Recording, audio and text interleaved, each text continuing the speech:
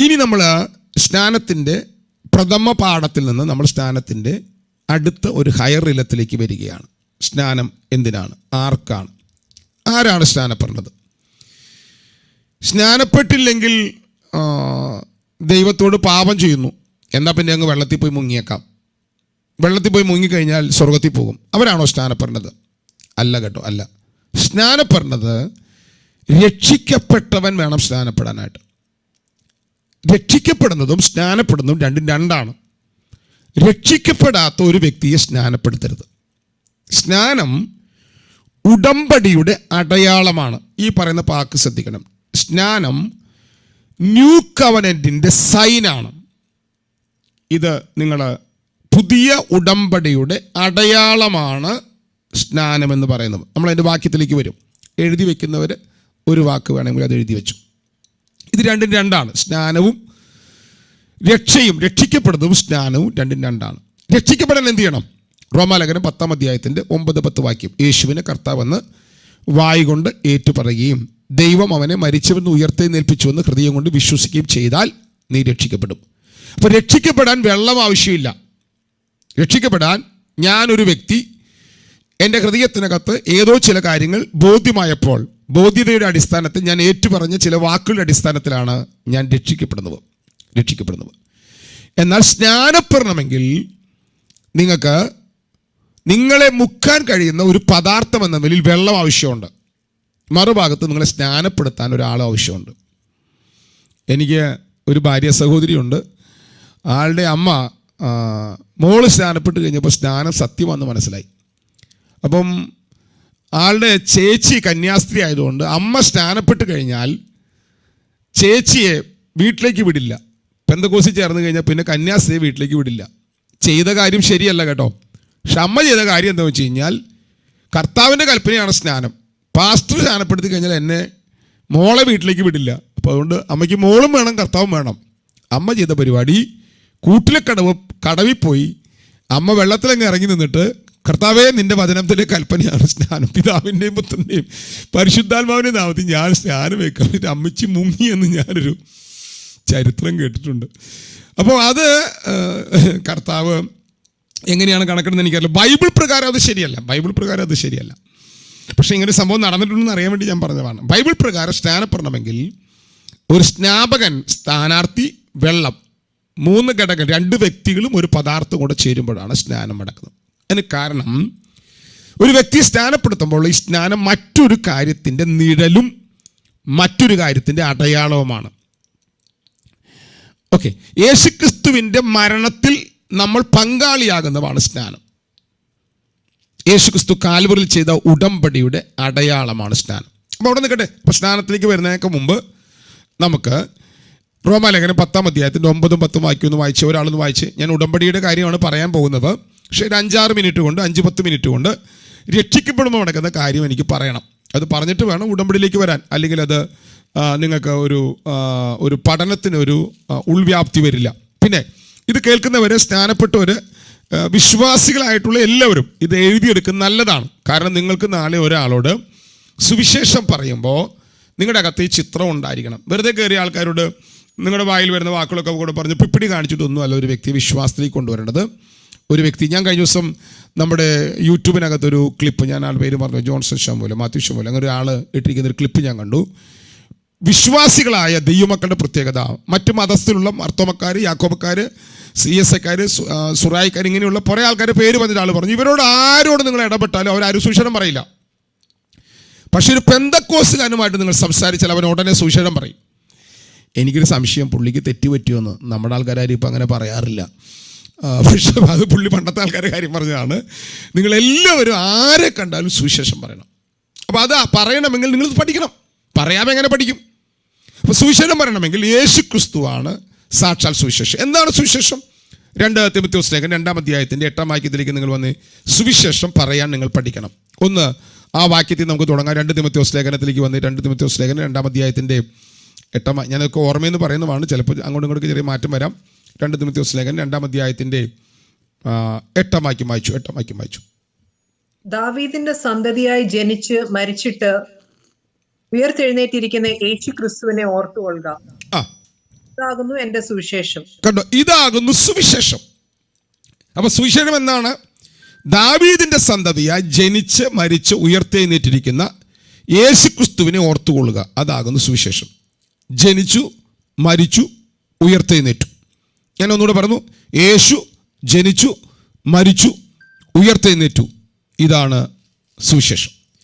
ഈ സുവിശേഷം ഒരു വ്യക്തി ഈ ഭൂമിയിൽ പങ്കിടുമ്പോൾ, ഒരു വ്യക്തിയോട് പറയുമ്പോൾ, ആദർശങ്ങൾക്കല്ല മാറ്റം വരുന്നത്, സഭ മാറുകയല്ല. സുവിശേഷം ഒരു വ്യക്തി ദൈവാത്മാവിൽ സുവിശേഷമായി പറയുമ്പോൾ സുവിശേഷത്താൽ വീണ്ടും ജനനം നടക്കും. 1 കൊരിന്ത്യർ ലേഖനം 4-ാം അധ്യായത്തിൻ്റെ 15-ാം വാക്യം. വാക്യങ്ങൾ നിശേഷം നന്നായി വായിച്ചു.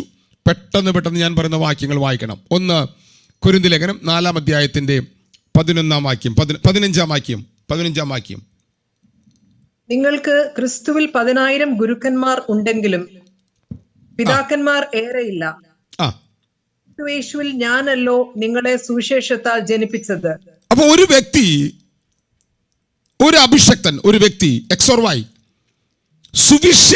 സുവിശേഷമായിട്ട് പറഞ്ഞാൽ ആ സുവിശേഷത്തിന്റെ പ്രൊഡക്റ്റാണ് പാപിയായ ഒരു വ്യക്തിയുടെ അകത്ത് വീണ്ടും ജന്മം മടക്കുക എന്നുള്ളത്. എന്താണ് വീണ്ടും ജന്മം മടക്കുന്നത്? എങ്ങനെയാണ്? 1 കൊരിന്ത്യർ ലേഖനം 4-ാം അധ്യായത്തിന്റെ 15-ാം വാക്യപ്രകാരം ഇത് സുവിശേഷത്താലാണ് മടക്കുന്നത്. പൗലോസ് പറഞ്ഞു, 1 കൊരിന്ത്യർ ലേഖനം 1-ാം അധ്യായത്തിന്റെ 16-ാം വാക്യത്തിലേക്ക് വന്നേ. 16-17 വാക്യം വായിച്ച്. 1 കൊരിന്ത്യർ ലേഖനം 16-17.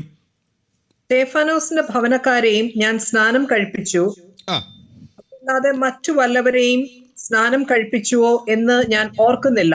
അടുത്തത്, സ്നാനം കഴിപ്പിപ്പാൻ അല്ല, സുവിശേഷം അറിയിപ്പാൻ അത്രേ ക്രിസ്തു എന്നെ അയച്ചത്. അപ്പൊ നോക്കിയേ, സുവിശേഷം അറിയിക്കുന്നതിന്റെ പ്രൊഡക്റ്റാണ് സ്നാനം. പക്ഷെ പൗലോസ് കൊരിന്ത്യർ ലേഖനത്തിൽ കൊരിന്ത്യർ സഭയ്ക്കകത്തുള്ള എല്ലാവരെയും സ്നാനപ്പെടുത്തിയ പൗലോസ് അല്ല. പക്ഷെ ഈ പട്ടണത്തിൽ സഭയെ സ്ഥാപിച്ചത് പൗലോസാണ്. അതിന് കാരണം 3:6 ഞാൻ നട്ടു, അപ്പൊല്ലോസ് നനച്ചു, ദൈവം അത്ര വളരെ മാറാക്കിയത്. അപ്പൊ കൊരിന്തിൽ വരികയും സുവിശേഷം പറയുകയും ചെയ്തത് പൗലോസാണ്. പക്ഷെ അവിടെ ചിലരെ മാത്രമാണ് പൗലോസ് സ്നാനപ്പെടുത്തിയത്. അപ്പോൾ ഞാൻ ഈ പറഞ്ഞു വന്ന സാരാംശം, സുവിശേഷത്താൽ വീണ്ടും ജനനം നടക്കും. വീണ്ടും ജനനമല്ല സ്നാനം. അപ്പോൾ ഒരു വ്യക്തി സുവിശേഷം കേൾക്കുമ്പോൾ ആ വ്യക്തിയുടെ ആത്മാവിൽ നടക്കുന്നതാണ് വീണ്ടും ജനനം. നമ്മൾ ഈ ഭൂമിയിലേക്ക് നമ്മുടെ പിതാവിൽ നിന്ന് മാതാവിലൂടെ ജനിച്ചു, ശരീരത്തിൽ ജനിച്ചു. എന്നാൽ ഒരു അഭിഷക്തൻ ദൈവാത്മാവിൽ ദൈവവചനം പറയുമ്പോൾ ദൈവത്തിൻ്റെ വചനത്താൽ, ദൈവാത്മാവിനാൽ ഒരു വ്യക്തിയുടെ ആത്മാവിൽ നടക്കുന്ന ജനനമാണ് വീണ്ടും ജനനം. യോഹന്നാന്റെ സുവിശേഷം 3-ാം അധ്യായത്തിന്റെ 3-ാം വാക്യത്തിൽ ഇതൊന്നും വ്യാഖ്യാനങ്ങൾ വേണ്ടാത്തത് കൊണ്ടാണ് ഞാൻ ഓടിച്ചോടിച്ച് പറഞ്ഞു വിടുന്നത്. യോഹന്നാന്റെ സുവിശേഷം 3-ാം അധ്യായത്തിന്റെ 3-ാം വാക്യത്തിൽ നിക്കോദിമോസ് കർത്താവിൻ്റെ അടുക്ക വന്നപ്പോൾ കർത്താവ് പറഞ്ഞു, ആമേൻ ആമേൻ ഞാൻ നിന്നോട് പറയുന്നു, വെള്ളത്താലും ആത്മാവിനാലും വീണ്ടും ജനിച്ചില്ലെങ്കിൽ, 3:5 വാക്യം, വെള്ളത്താലും ആത്മാവിനാലും ജനിച്ചില്ല എങ്കിൽ ദൈവരാജ്യത്തിൽ കടപ്പാൻ ആർക്കും കഴിയുകയില്ല. അവിടെ വെള്ളം ദൈവത്തിന്റെ വചനമാണ്. ദൈവത്തിന്റെ വചനത്താലും ദൈവാത്മാവിനാലും ഒരു വ്യക്തി വീണ്ടും ജനിക്കണം. വീണ്ടും ജനിക്കാത്ത വ്യക്തി ദൈവരാജ്യം കാണുകയില്ല. ഞാൻ നിങ്ങളെ 2 പേരുടെ പേര് ഞാൻ പറയുന്നില്ല, ഇത് റെക്കോർഡിംഗ് ക്ലിപ്പ് ആയതുകൊണ്ട്. നിങ്ങൾ 2 പേരും കേൾക്കുന്നുണ്ടല്ലോ അല്ലേ? അപ്പോൾ വീണ്ടും ജനനം നടന്നാലാണ് നിങ്ങൾ ദൈവരാജ്യം കാണുകയോ പ്രവേശിക്കുകയോ ചെയ്യുന്നത്. അപ്പോൾ വീണ്ടും ജനനം നടന്ന വ്യക്തി വേണം സ്നാനപ്പെടാൻ. പെന്തക്കോസിൽ ചേരണമെങ്കിൽ വെള്ളത്തിൽ പോയി മുങ്ങണം. ഇപ്പം നമ്മുടെ വീട്ടിൽ വളർന്ന പിള്ളേർക്കൊക്കെ എല്ലാ ഞായറാഴ്ചയും കത്രിമേശ കിടക്കുമ്പം കത്രിമേശ കഴിക്കുന്നവരാ? സ്നാനപ്പെട്ടവരാണ്. സ്നാനം എന്താ? വെള്ളത്തിൽ പോയി മുങ്ങണം. കല്യാണം മടക്കൽ എന്ത് വേണം? സ്നാനപ്പെട്ടല്ല കല്യാണം നടത്തുള്ളൂ. അപ്പം സ്നാനപ്പെടണമെങ്കിൽ, കത്രിമേശ പടത്തണമെങ്കിൽ പെന്തക്കോസിൽ എന്ത് ചെയ്യണം? സ്നാനപ്പെടണം. അപ്പോൾ പിള്ളേരകത്ത് ചെറുപ്പത്തിൽ കയറുന്ന മെൻറ്റാലിറ്റി എന്താണ്?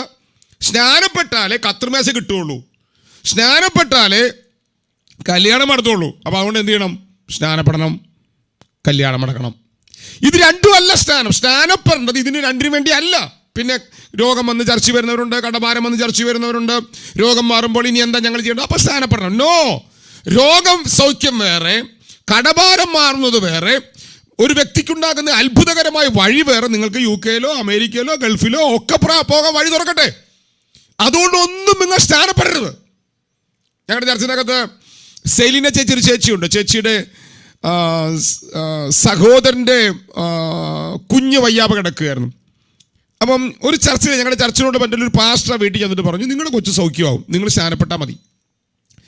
അപ്പോൾ ആ സിസ്റ്റർ എന്നെ ഭയങ്കര വിശ്വാസമാണ് ആ സിസ്റ്റർക്ക്. ആ സിസ്റ്റർ ഞാൻ ചെന്നപ്പോൾ പറഞ്ഞു, പാസ്റ്റർ പറ, ഓട്ടിസം വന്ന് കിടക്കുന്ന കൊച്ചാണ്, പാസ്റ്റർ പറ, സജി പാസ്റ്റർ പറ. എങ്ങനെ പാസ്റ്റർ പറ? ഇന്ന പാസ്റ്റർ എന്ന് പറഞ്ഞു, എൻ്റെ കൊച്ചു സൗഖ്യമാകാത്തതിന് കാരണം നിങ്ങൾ സ്നാനപ്പെടാത്തതുകൊണ്ടാണ്. സ്നാനപ്പെട്ട് കഴിഞ്ഞാൽ കൊച്ചു സൗഖ്യമാകും. പാസ്റ്റർ ഇത് പറഞ്ഞാൽ ഞാനിപ്പോൾ സ്നാനപ്പെടാം, കാരണം എനിക്ക് അത്ര വർഷത്തെ പരിചയമുണ്ട് പാസ്റ്ററായിട്ട്. ഞാൻ പറഞ്ഞു, സിസ്റ്റർ നിങ്ങൾ ഇപ്പം ഞാൻ പറഞ്ഞ നിങ്ങൾ സ്നാനപ്പെടും എനിക്കറിയാം, പക്ഷേ സ്നാനപ്പെടുന്നത് കൊച്ചു സൗഖ്യമാകാനല്ല. കൊച്ചു സൗഖ്യമാകുമോ സൗഖ്യമാകാത്തോ രണ്ടാമത്തെ കാര്യം, കല്യാണം നടക്കുമോ നടക്കാത്തോ രണ്ടാമത്തെ കാര്യം. പിന്നെ ഞാൻ ഒരു കാര്യം പറയുന്നില്ല, അത് പുറത്തു ഒരു വിമർശനം വരും. എവിടെയെങ്കിലും പോകാതിരിക്കുമോ രണ്ടാമത്തെ കാര്യം. മനസ്സിലായല്ലോ അല്ലേ? ഇതിനൊന്നുമല്ല സ്നാനം. കർത്താവ് ആരാണെന്നും കർത്താവിൻ്റെ വചനം എന്താണെന്നും വെളിപ്പാടുണ്ടാകുമ്പോൾ ഒരു വ്യക്തി സുവിശേഷം കേൾക്കുമ്പോൾ അകത്തുമടക്കുന്ന വീണ്ടും ജനനത്തിൻ്റെ അടുത്ത സ്റ്റെപ്പാണ് സ്നാനം എന്ന് പറയുന്നത്. സ്നാനത്തിലേക്ക് വരുമ്പോൾ ഞാൻ അത് പറയുമ്പോൾ മനസ്സിലാകും. ഓക്കെ, അപ്പം പല വ്യക്തികളും ഇങ്ങനെ ഞാൻ സ്നാനത്തിൽ നിന്ന് തടുത്തിട്ടുണ്ട്. കാരണം അവർ കേൾക്കുന്നത് അപ്പം നമുക്ക് കാര്യസാധനയോട് സ്നാനപ്പെടുത്തിയിട്ട് പിന്നെ കുറേ കഴിയുമ്പോൾ വചനം പഠിപ്പിച്ചാൽ പോരെ. ഞാൻ അതിനോട് യോജിക്കുന്ന ആളല്ല. പേടിപ്പിച്ചോ വ്യാമോഹങ്ങൾ പറഞ്ഞോ എവിടെയെങ്കിലും കൊണ്ടുപോകാമെന്ന് പറഞ്ഞോ ദൈവം അത് ചെയ്യണമെങ്കിൽ കാര്യങ്ങൾ ഇതൊന്നിനും അല്ല സ്നാനപ്പെടുന്നത്. ഒരു വ്യക്തി സ്നാനപ്പെടുന്നത് സുവിശേഷം എന്താ? യേശുക്രിസ്തു ജനിച്ചു, ദാവീദിന്റെ സന്തതിയായി ജനിച്ചു, മരിച്ചു, ഉയർത്തെഴുന്നേറ്റ യേശുക്രിസ്തു വിശ്വസിച്ചു കൊള്ളുക, അതാകുന്നു ഞങ്ങളുടെ സുവിശേഷം. ആ സുവിശേഷം കേൾക്കുമ്പോൾ ഒരു വ്യക്തിയുടെ അകത്തു നടക്കുന്നതാണ് വീണ്ടും ജനനം. വീണ്ടും ജനനം മടന്ന വ്യക്തി വേണം പിന്നെ സ്നാനപ്പെടാൻ. ഞാൻ അതിന് നിങ്ങൾക്ക് ഇത് രണ്ടും രണ്ടാണെന്ന് മനസ്സിലാക്കാനോട്ട് ഒരു വാക്യം കൂടെ വീണ്ടും തരികയാണ്. ഗലാത്യ ലേഖനം 3-ാം അധ്യായത്തിൻ്റെ 26, 27, 28 വാക്യങ്ങൾ വീണ്ടും ഒരാൾ വായിക്കാം. 3-ാം അധ്യായത്തിൻ്റെ 26, 27, 28 വാക്യം. ക്രിസ്തുയേശുവിലെ വിശ്വാസത്താൽ നിങ്ങൾ എല്ലാവരും ദൈവത്തിന്റെ മക്കളാകുന്നു. അടുത്തത്, ക്രിസ്തുവിനോട് ചേരുവാൻ സ്നാനം ഏറ്റിരിക്കുന്ന നിങ്ങൾ എല്ലാവരും ക്രിസ്തുവിനെ ധരിച്ചിരിക്കുന്നു. അടുത്തത്, അതിൽ യഹൂദനും യവനനും എന്നില്ല, ദാസനും സ്വതന്ത്രനും എന്നില്ല, ആണും പെണ്ണും എന്നില്ല, നിങ്ങൾ എല്ലാവരും ക്രിസ്തുയേശുവിൽ ഒന്നത്രേ. ഇനി ആ വാക്യത്തിലേക്ക് നമുക്ക് ദൈവം അനുവദിച്ച നമ്മൾ ഉടമ്പടിയുടെ കാര്യം പറയുമ്പോൾ അവിടേക്ക് വരും.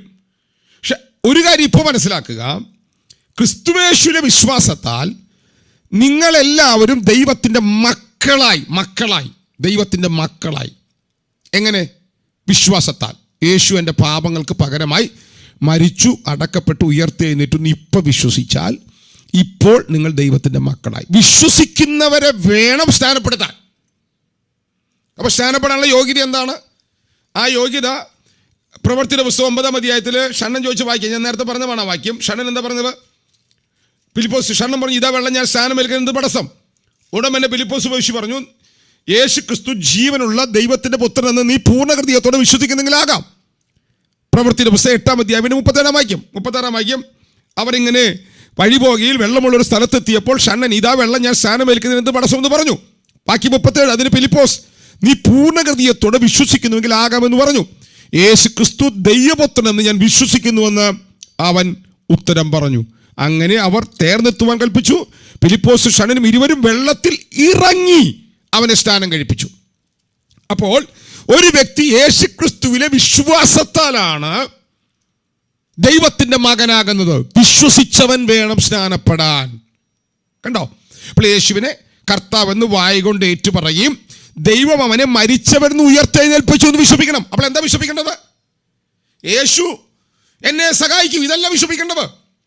യേശു ജീവനുള്ള ദൈവമാണ്, അതല്ല വിശ്വസിക്കേണ്ടത്. യേശു എൻ്റെ പാപങ്ങൾക്ക് പകരമായി മരിച്ചു, അടക്കപ്പെട്ടു, ഉയർത്തെഴുന്നേറ്റുവെന്ന ഒരു വ്യക്തി വിശ്വസിക്കുമ്പോൾ എനിക്ക് പ്രതിപകരമായി അവൻ മരിച്ചു, അവൻ മരണത്തെ ജയിച്ച് അവൻ ഉയർത്തെഴുന്നേറ്റുവെന്ന് വിശ്വസിക്കുമ്പോഴാണ് ഒരു വ്യക്തി രക്ഷിക്കപ്പെടുന്നത്. ഞാൻ ഇത്രയും പറഞ്ഞ കാര്യത്തിൽ ഡൗട്ടില്ലെന്ന് ഞാൻ ചിന്തിക്കുന്നു. മുമ്പോട്ട് പോകുന്നു. രക്ഷിക്കപ്പെടുമ്പോൾ ഒരു വ്യക്തിയുടെ അകത്ത് 55 കൂട്ടം കാര്യങ്ങൾ നടക്കുന്നുവെന്ന് വൈ എഗസ്കേൽ സാറിൻ്റെ പുസ്തകത്തിൽ പറയുന്നുവെന്ന് ഞങ്ങളുടെ ഒരു അധ്യാപകൻ ഞങ്ങളെ പഠിപ്പിച്ചിട്ടുണ്ട്. അധ്യാപകൻ്റെ വീട്ടിലെ പുസ്തകമുണ്ട്, പക്ഷെ ഞാൻ ആ പുസ്തകം വാങ്ങാൻ നോക്കിയിട്ട് കിട്ടിയില്ല. ഒരു ബ്രദറൻ ബൈബിൾ കോളേജിലെ ബ്രദറൻ പണ്ഡിതനാണ് വൈ എഗസ്കേൽ സാർ എന്ന് പറയുന്ന ആൾ. ഞങ്ങളുടെ ഒരു അധ്യാപകൻ ഞങ്ങളെ ബൈബിൾ സ്കൂളിൽ പഠിപ്പിച്ചപ്പോൾ കിട്ടിയതാണ്. പക്ഷെ ഞാൻ ബ്രദറൻ തിയോളജി സമ്പൂർണ്ണ ദൈവശാസ്ത്ര പുസ്തകം എൻ്റെ കയ്യിലുണ്ട്. SLS ഇറക്കിയ പുസ്തകമാണ്. അതിനകത്ത് ഒരു വ്യക്തി രക്ഷിക്കപ്പെടുമ്പോൾ നടക്കുന്ന 7 പ്രധാനപ്പെട്ട സ്റ്റേജുകൾ പറയുന്നുണ്ട്, കാര്യങ്ങൾ പറയുന്നുണ്ട്. അപ്പോൾ ഇത് പറഞ്ഞു വരുമ്പോൾ ചിലപ്പോൾ എനിക്കിന്ന് കവനൻറ്റിൻ്റെ സൈൻ പറയാൻ പറ്റില്ല, ഈ പറഞ്ഞില്ല നാളെ പറയാം. പ്രധാനപ്പെട്ട റെവലേഷൻ അതാണ്, എനിക്ക് പറയേണ്ടത് അതാണ്. പക്ഷേ ഇത് പറയാം അതിലേക്ക് ചാടിക്കയറി പോയാൽ ഈ ക്ലിപ്പ് ആരെങ്കിലും കിട്ടിക്കഴിഞ്ഞാൽ പരിഭാഷക്കൊന്നും അറിയില്ലെന്ന് പറയും. അപ്പോൾ ഇത് കാര്യം കൃത്യമായിട്ട് നമുക്ക് മുമ്പോട്ട് പോകാം. അപ്പം ഇതിപ്പോൾ ഞാനിവിടെ ഇരിക്കുന്നത് നിങ്ങൾ പലർക്കും അറിയാവുന്ന കാര്യമാണ്. പക്ഷെ ഒന്നുകൂടെ ഞാൻ പറയാം, നിങ്ങൾക്ക് അറിയാവുന്ന നിങ്ങളൊന്ന് വാ തുറന്ന് പറഞ്ഞു നോക്കിയോളൂ കേട്ടോ. ഒരു വ്യക്തി രക്ഷിക്കപ്പെടുമ്പോൾ നമ്മളിപ്പോൾ പറഞ്ഞു സുവിശേഷം കേൾക്കുമ്പോഴാണ് ഒരു വ്യക്തി രക്ഷിക്കപ്പെടുന്നത്. അപ്പോൾ അവൻ്റെ അകത്ത് വിശ്വാസം ഉണ്ടാകുന്നു. അപ്പോൾ സുവിശേഷം കേൾക്കുമ്പോൾ നമ്മുടെ അകത്ത് എന്താ ഉണ്ടാകുന്നത്? ക്രിസ്തുവിൻ്റെ വചനം. വിശ്വാസം കേൾവിയാലും കേൾവി ക്രിസ്തുവിൻ്റെ വചനത്താലും വരുന്നു. അപ്പോൾ വചനം കേൾക്കുമ്പോഴാണ് നമ്മുടെ അകത്ത് വിശ്വാസം ഉണ്ടാകുന്നത്. യേശു എൻ്റെ പാപങ്ങൾക്ക് പകരമായി മരിച്ചടക്കപ്പെട്ട് ഉയർത്തെഴുന്നേറ്റു. പാപത്തിൻ്റെ ശമ്പളം മരണമാണ്. ആ മരണത്തിൽ എന്നെ വിടുവിക്കണമെന്ന് യേശു മരിച്ചു. അപ്പോൾ ഇത് കേട്ടപ്പോൾ എനിക്കത് വിശ്വാസം വന്ന ഞാൻ അന്നു മുതൽ ഞാൻ ഇതുവരെ ജീവിച്ചിരുന്ന പാപിയായിട്ടായിരുന്നെന്നും ഞാനൊരു പാപിയാണ്, ഞാൻ പാപങ്ങളിലാണ് ജീവിക്കുന്നത്, ഞാൻ ദൈവത്തിൻ്റെ ലക്ഷ്യം വിട്ടുപോയിക്കൊണ്ടിരിക്കുകയായിരുന്നു. ഇന്നു മുതൽ ഞാൻ ദൈവത്തിൻ്റെ ലക്ഷ്യത്തിലേക്ക് തിരിയുകയാണ് എന്ന് ഒരു വ്യക്തി തീരുമാനിക്കുന്ന തീരുമാനത്തെയാണ് മെറ്റനാമോയ് എന്ന വാക്കുകൊണ്ട് അർത്ഥമാക്കുന്ന മാനസാന്തരം നടക്കുന്നത് എന്നാണ് പദത്തിൻ്റെ അർത്ഥം. 10 സിനിമ ഞാൻ കണ്ടുകൊണ്ടിരിക്കുമായിരുന്നു. ഞാനത് ഒരു സിനിമയായിട്ട് കുറച്ചു. പെൺപിള്ളേരായതുകൊണ്ട് അവരിപ്പോൾ ബീഡി വലിക്കില്ലെന്ന് ഞാൻ ചിന്തിക്കുന്നു. അറിയില്ല ഇപ്പോഴത്തെ കാലത്ത് വലിക്കുമെന്നൊന്നും. എന്തായാലും ഈ ക്ലാസ് പിന്നത്തെ കേൾക്കുന്ന ആൾക്കാരുണ്ടെങ്കിൽ ഞാൻ അതുകൂടെ പറയാം. ഒരാൾ 10 ബീഡി വലിച്ചുകൊണ്ടിരിക്കുന്ന ആൾ 2 ബീഡിയാക്കി കുറയ്ക്കുന്നു. അത് അനുതാപമാണ്, അത് മാനസാന്തരമല്ല. 2 കുപ്പി ബ്രാൻഡി അടിച്ചുകൊണ്ടിരിക്കുന്നയാൾ അത് 1 പെഗ്ഗാക്കി കുറയ്ക്കുന്നു. അത് മാനസാന്തരമല്ല, അത് അനുതാപമാണ്. എന്താണ് മാനസാന്തരം? ചെയ്തുകൊണ്ടിരിക്കുന്ന പാപപ്രവൃത്തികൾ കുറയ്ക്കുന്നതല്ല മാനസാന്തരം. റിയൽ മാനസാന്തരം എന്ന് പറഞ്ഞാൽ നിത്യനായ പിതാവാം ദൈവത്തിൻ്റെ അകത്ത് നമ്മെക്കുറിച്ചൊരു പദ്ധതിയുണ്ട്, നമ്മെക്കുറിച്ചൊരു പ്ലാനുണ്ട്. ആ പ്ലാൻ തിരിച്ചറിയാതെ ഞാൻ എൻ്റെ വഴിക്ക് എൻ്റെ ഇഷ്ടപ്രകാരം പോവുകയായിരുന്നു. ആ പോകുന്ന സമയത്ത് എന്നിൽ പല പ്രവർത്തികൾ വെളിപ്പെട്ടു. അത് വീടി വലിക്കുകയോ കള്ളുകുടിക്കുകയോ സിനിമ കാണുകയോ സീരിയൽ കാണുകയോ കുശുമ്പ് പറയുകയോ കുനുറ്റ് പറയുകയോ കുന്നായ്മ പറയുകയോ ഇതൊക്കെ സ്വഭാവങ്ങൾ വെളിപ്പെട്ടു. സ്വഭാവങ്ങൾ മാത്രമല്ല പാപം, എൻ്റെ ലക്ഷ്യം പറ്റിയുള്ള യാത്രയാണ് പാപം. ആ പാപം ലക്ഷ്യം പറ്റിയുള്ള യാത്രയിൽ എന്നിലൂടെ പുറത്തു വന്നതാണ് പാപങ്ങൾ. പാപങ്ങൾ വേറെ, പാപം വേറെ. അപ്പൊ നമ്മൾ ഈ പാപങ്ങളെ കണ്ടുകൊണ്ട് ഈ പാപങ്ങളാണ് പ്രശ്നമെന്ന് വിചാരിക്കുകയാണ്. ഞങ്ങളുടെ നാട്ടിൽ പീച്ചിയിൽ ഞങ്ങൾക്ക് കണ്ടമാനം മാവുണ്ടായിരുന്നു വല്യമ്മച്ചിയുടെ തറവാട്ടിൽ. അപ്പോൾ അവിടെ ഒരു മാവുണ്ട്, ചകിരിമാങ്ങ എന്ന് പറയും. ചകിരിമാങ്ങ, ഈ ചകിരിമാങ്ങ മാവ്, ഈ മാവ് ഞങ്ങൾക്ക് കറി വയ്ക്കാൻ മാത്രമേ കൊള്ളുള്ളൂ. നല്ല പുളിയാണ്, മാമ്പഴം കറി വയ്ക്കും. പക്ഷേ ഇതിനകത്ത് കണ്ടമാനം മാങ്ങയുണ്ടാവും. എന്തോരം തിന്നാലും തിരികല, തിന്നാൻ കൊള്ളുകയല്ലേ മാങ്ങ. ഇത് പ്ലിയൂര് പോലെയോ മൂവാണ്ടം പോലെയോ കുളമ്പ് മാങ്ങ പോലെയോ ഒന്നും തിന്നാൻ കൊള്ളുകയല്ല. പ്ലിയൂര് മാങ്ങയൊക്കെ നമുക്ക് പച്ചയ്ക്ക് തിന്നാം. ഇനി പഴുത്താലും തിന്നാൻ കൊള്ളുകയല്ല. ഇത് മൊത്തം നാരാണ്. ഈ മാങ്ങുള്ള ഈ മാങ്ങ, എന്താ പുളിയം മാങ്ങ, വേറെ എന്തൊരു പേരുണ്ടായിരുന്നു. ഇത് എന്തോരം പറിച്ചാൽ എന്തോരം വീണാൽ ഇത് അവിടെ മൊത്തം വീണിങ്ങനെ അളിഞ്ഞു കിടക്കും. ഇതാരും തിന്നുകയില്ല. പക്ഷെ ഈ മാങ്ങ പറിച്ചാൽ തീരുകയില്ല. ഇത് അവസാനിപ്പിക്കാൻ ഈ മാവ് വെട്ടി മാറ്റിയേ രക്ഷയുള്ളൂ. ഈ മാവ് വെട്ടി പറിച്ചാൽ ഇത് തീരുകയില്ല. അതുപോലെ മാങ്ങിയ എന്നാൽ നല്ല മാങ്ങാപ്പുറത്തുണ്ട്, മാവുണ്ട്, പുളിയൂര് മാവുണ്ട്, കുളമ്പ് മാവുണ്ട്. ഇവനകത്ത് ഇതുപോലെ കഴിക്കുകയില്ല. ഇതുപോലെ നമ്മിൽ നിന്ന് വെളിപ്പെട്ടു വരുന്ന പാപങ്ങൾ കണ്ടുകൊണ്ട് പാപങ്ങളിൽ നിന്ന് രക്ഷപ്പെടുകയല്ല ചെയ്യേണ്ടത്. പാപങ്ങൾ ഉണ്ടാക്കുന്ന പ്രൊഡക്റ്റായൊരു പാപവൃക്ഷം നമ്മുടെ അകത്തുണ്ട്. അത് ദൈവത്തിന്റെ ലക്ഷ്യം തെറ്റിപ്പോയി ആ പഴം പറിച്ചു തിന്നപ്പോൾ ഇവരെ ജഡത്തിൽ വന്നതാണ്. എന്നിലെന്ന് വെച്ചാൽ എൻ്റെ ജഡത്തിൽ പാപം വസിക്കുന്നു. ജഡത്തിൽ വസിക്കുന്ന പാപം കാണാതെ, ഇതിന് പരിഹാരം ഉണ്ടാകാതെ, ഇവന്റെ പരിഹാരം എന്താന്ന് പഠിപ്പിക്കാതെ, അകത്ത് വസിക്കുന്ന പാപത്തിൽ നിന്ന് പുറത്തു വരുന്ന പാപങ്ങളെ നിർത്താൻ നോക്കുക. നിങ്ങൾക്ക് ആർക്കെങ്കിലും എപ്പോഴും ഛർദ്ദിക്കാൻ തോന്നിയിട്ടുണ്ടോ? ഉണ്ട്. ഛർദ്ദിക്കാൻ തോന്നുന്ന ആള് ഛർദ്ദിക്കാൻ വരുമ്പോൾ വാ പൊത്തി പിടിച്ചാൽ എങ്ങനെ ഇരിക്കും? അപ്പോൾ ഞാനിപ്പോൾ തോന്നിയൊരു ഉദാഹരണം പറഞ്ഞാണ് കേട്ടോ. ഇതുപോലെ ഒരു വ്യക്തിക്ക് പാപം ചെയ്യാതെ ജീവിക്കാൻ പറ്റുകയില്ല. അവൻ മനുഷ്യനാണെങ്കിൽ പാപങ്ങൾ പുറത്തു വരും. ഹലോ, ആരും മിണ്ടുന്നൊന്നുമില്ല. അപ്പൊ ഇത് വരാതിരിക്കണേ എന്ത് ചെയ്യണം? പാപരഹിതമായൊരു ജീവിതമാണ് നിങ്ങൾ ആഗ്രഹിക്കുന്നുവെങ്കിൽ ഇതിന്റെ ഉറവിടം മനസ്സിലാക്കണം. ഇതിന്റെ ഉറവിടം ഇതിന്റെ പ്രദർശനമല്ല, ഇതിന്റെ ഉറവിടം ഇതിനൊരു വേരകത്തുണ്ട്. അപ്പോ നിങ്ങൾ ചെയ്യേണ്ട കാര്യം എന്താ? വചനം കേട്ടപ്പോൾ ഈ പാപത്തിനും പാപത്തിന്റെ ശിക്ഷയുമായിട്ടല്ലേ യേശു മരിച്ചത്. ആ യേശു എൻ്റെ പാപങ്ങൾക്ക് പകരമായി മരിച്ചടക്കപ്പെട്ടു, ഉയർത്തെഴുന്നേറ്റ് ആദ്യം വിശ്വസിക്കുക. പാപത്തിന്റെ ശിക്ഷയിൽ നിന്നും പാപത്തിൽ നിന്നും നിന്നെ സ്വതന്ത്രമാക്കാനാണ് യേശു മരിച്ചത്. ആദ്യം ഇത് മനസ്സിലാക്കുക. രണ്ടാം ഘട്ടം, ഞാനൊരു പാപിയാകിയാൽ, പാപം ചെയ്ത പാപം അകത്തു വസിക്കുന്ന ഒരു പാപിയാകിയാൽ, ദൈവത്തിന്റെ ലക്ഷ്യം പറ്റിപ്പോകുന്നവനാകിയാൽ, ഇന്നു മുതൽ ഞാൻ ദൈവത്തിന്റെ ലക്ഷ്യത്തിലേക്ക് തിരിയാൻ തീരുമാനിക്കുന്നു. ലക്ഷ്യം തെറ്റിപ്പോകുന്നവന്റെ കൂടെ ലക്ഷ്യം പറ്റിപ്പോകുന്ന ആയിരക്കണക്കിന് ആൾക്കാർ കൂടെ നിൽക്കും. ദൈവത്തിന്റെ ലക്ഷ്യത്തിലേക്ക് തിരിയുന്ന നിന്റെ കൂടെ ലോകത്തിൽ ഒരാളും ഉണ്ടാകാതെ പോകാം, പക്ഷെ ഒരാൾ കൂടെ ഉണ്ടാകും. അത് പ്രപഞ്ചത്തിന്റെ സൃഷ്ടിതാവാണ്. ഒരാമീനൊന്ന് പറയാമെങ്കിൽ പറഞ്ഞ കർത്താവിന്. ഇഷ്ടപ്രകാരം വ്യക്തികൾ കുടുംബത്തിൽ മാറ്റിയിറക്കപ്പെട്ടിട്ടുണ്ട്, തല്ലുകൊണ്ടിട്ടുണ്ട്. കോടിക്കണക്കിന് വ്യക്തികളാണ് യേശു ക്രിസ്തുവിൽ വിശ്വാസത്താൽ ഈ ഭൂമുഖത്തിന്റെ രക്തസാക്ഷികളായി മരിച്ചത്. കിരാതമായ പീഡയേറ്റ്, ക്രൂരമായ നിന്ന സഹിച്ച്, അപമാനം സഹിച്ച് യേശുവിന് വേണ്ടി ഇത്രയധികം മനുഷ്യർ മരിക്കാൻ കാരണം എന്താ? അവരകത്ത് ക്രിസ്തുവിന്റെ സ്നേഹമുണ്ടാക്കിയ സ്വാധീനത അത്ര ആഴമായിരുന്നു. അവരാരും കർത്താവിനെ വിശ്വസിച്ചതും കർത്താവിലേക്ക് തിരിഞ്ഞതും ഈ ഭൂമിയിലെ ജീവിതം സൗകര്യമാക്കാനല്ല, മറിച്ച് പ്രിയനോടുള്ള അനുരാഗത്താലായിരുന്നു. ഒരാമേൻ അവന് നമുക്ക് ഇന്ന് രാവിലെ സ്നാനത്തിന്റെ ക്ലാസ് ആണെങ്കിൽ ധൈര്യത്തോടെ പറയണം, യേശു എൻ്റെ പാപങ്ങൾക്ക് പകരമായിട്ട് മരിച്ചു. അപ്പൊ ഒന്ന്, നിങ്ങളുടെ അകത്ത് വിശ്വാസം വരും.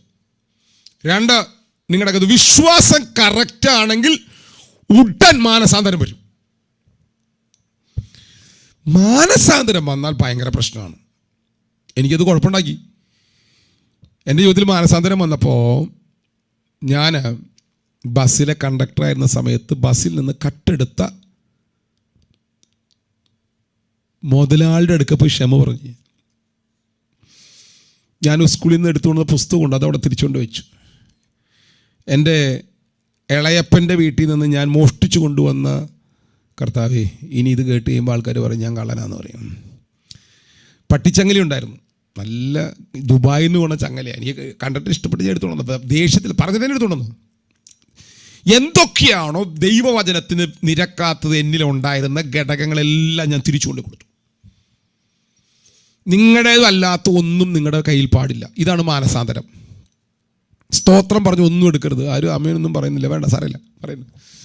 അപ്പോൾ റിയൽ മാനസാന്തരം ഈ സക്കായിക്കുണ്ടായത് റിയൽ മാനസാന്തരമാണ് കേട്ടോ. യേശു വീട്ടിൽ വന്നപ്പം സക്കായിക്കുണ്ടായത് മാനസാന്തരമാണ്. കർത്താവേ, ആരുടെ മുഖത്ത് ഒരു സന്തോഷമില്ല. അത് ഈ മൊബൈൽ അകത്തി വെച്ചേക്കണോണ്ടാണോ? റിയൽ മാനസാന്തരം നമ്മുടെ അകത്തുണ്ടാകണം. റിയൽ മാനസാന്തരം ഉണ്ടാകണം. ഈ മാനസാന്തര പ്രസംഗങ്ങളൊക്കെ ഇപ്പോൾ കുറഞ്ഞു. നമ്മുടെ ഇടയിൽ മാനസാന്തര പ്രസംഗങ്ങൾ എവിടെയും കേൾക്കുന്നില്ല. വളരെ പിന്നെ ഉണ്ടെങ്കിൽ തന്നെ ചീത്ത വിളിക്കാൻ വേണ്ടി വിളിക്കുന്നത്. അല്ലാണ്ട് നിങ്ങൾ മാനസാന്തരപ്പെടണം എന്നുള്ള ആഗ്രഹത്തിൽ പറഞ്ഞതല്ല. നിങ്ങളെ ചീത്ത പറഞ്ഞ് എനിക്ക് ആളാകാൻ വേണ്ടി ഈ പ്രസംഗകൻ ആളാകാൻ വേണ്ടി പറയുന്ന മാനസാന്തരമുണ്ട്. എന്നാൽ റിയലായിട്ട് നിങ്ങൾ മാനസാന്തരപ്പെടണമെന്നും ദൈവത്താൽ പ്രയോജനപ്പെടണമെന്നും ആഗ്രഹിച്ച് പറയുന്ന മാനസാന്തരമുണ്ട്, പ്രസംഗമുണ്ട്. അതിൽ നിങ്ങളുടെ അകത്ത് മടക്കും. നിങ്ങളുടെ വിശ്വാസം കറക്റ്റ് ആണെങ്കിൽ മാനസാന്തരം കറക്റ്റ് ആകും. മാനസാന്തരം കറക്റ്റ് ആകും. വിശ്വാസവും മാനസാന്തരം കൂടെ. വിശ്വാസം എവിടെയാണ് നടക്കുന്നത്?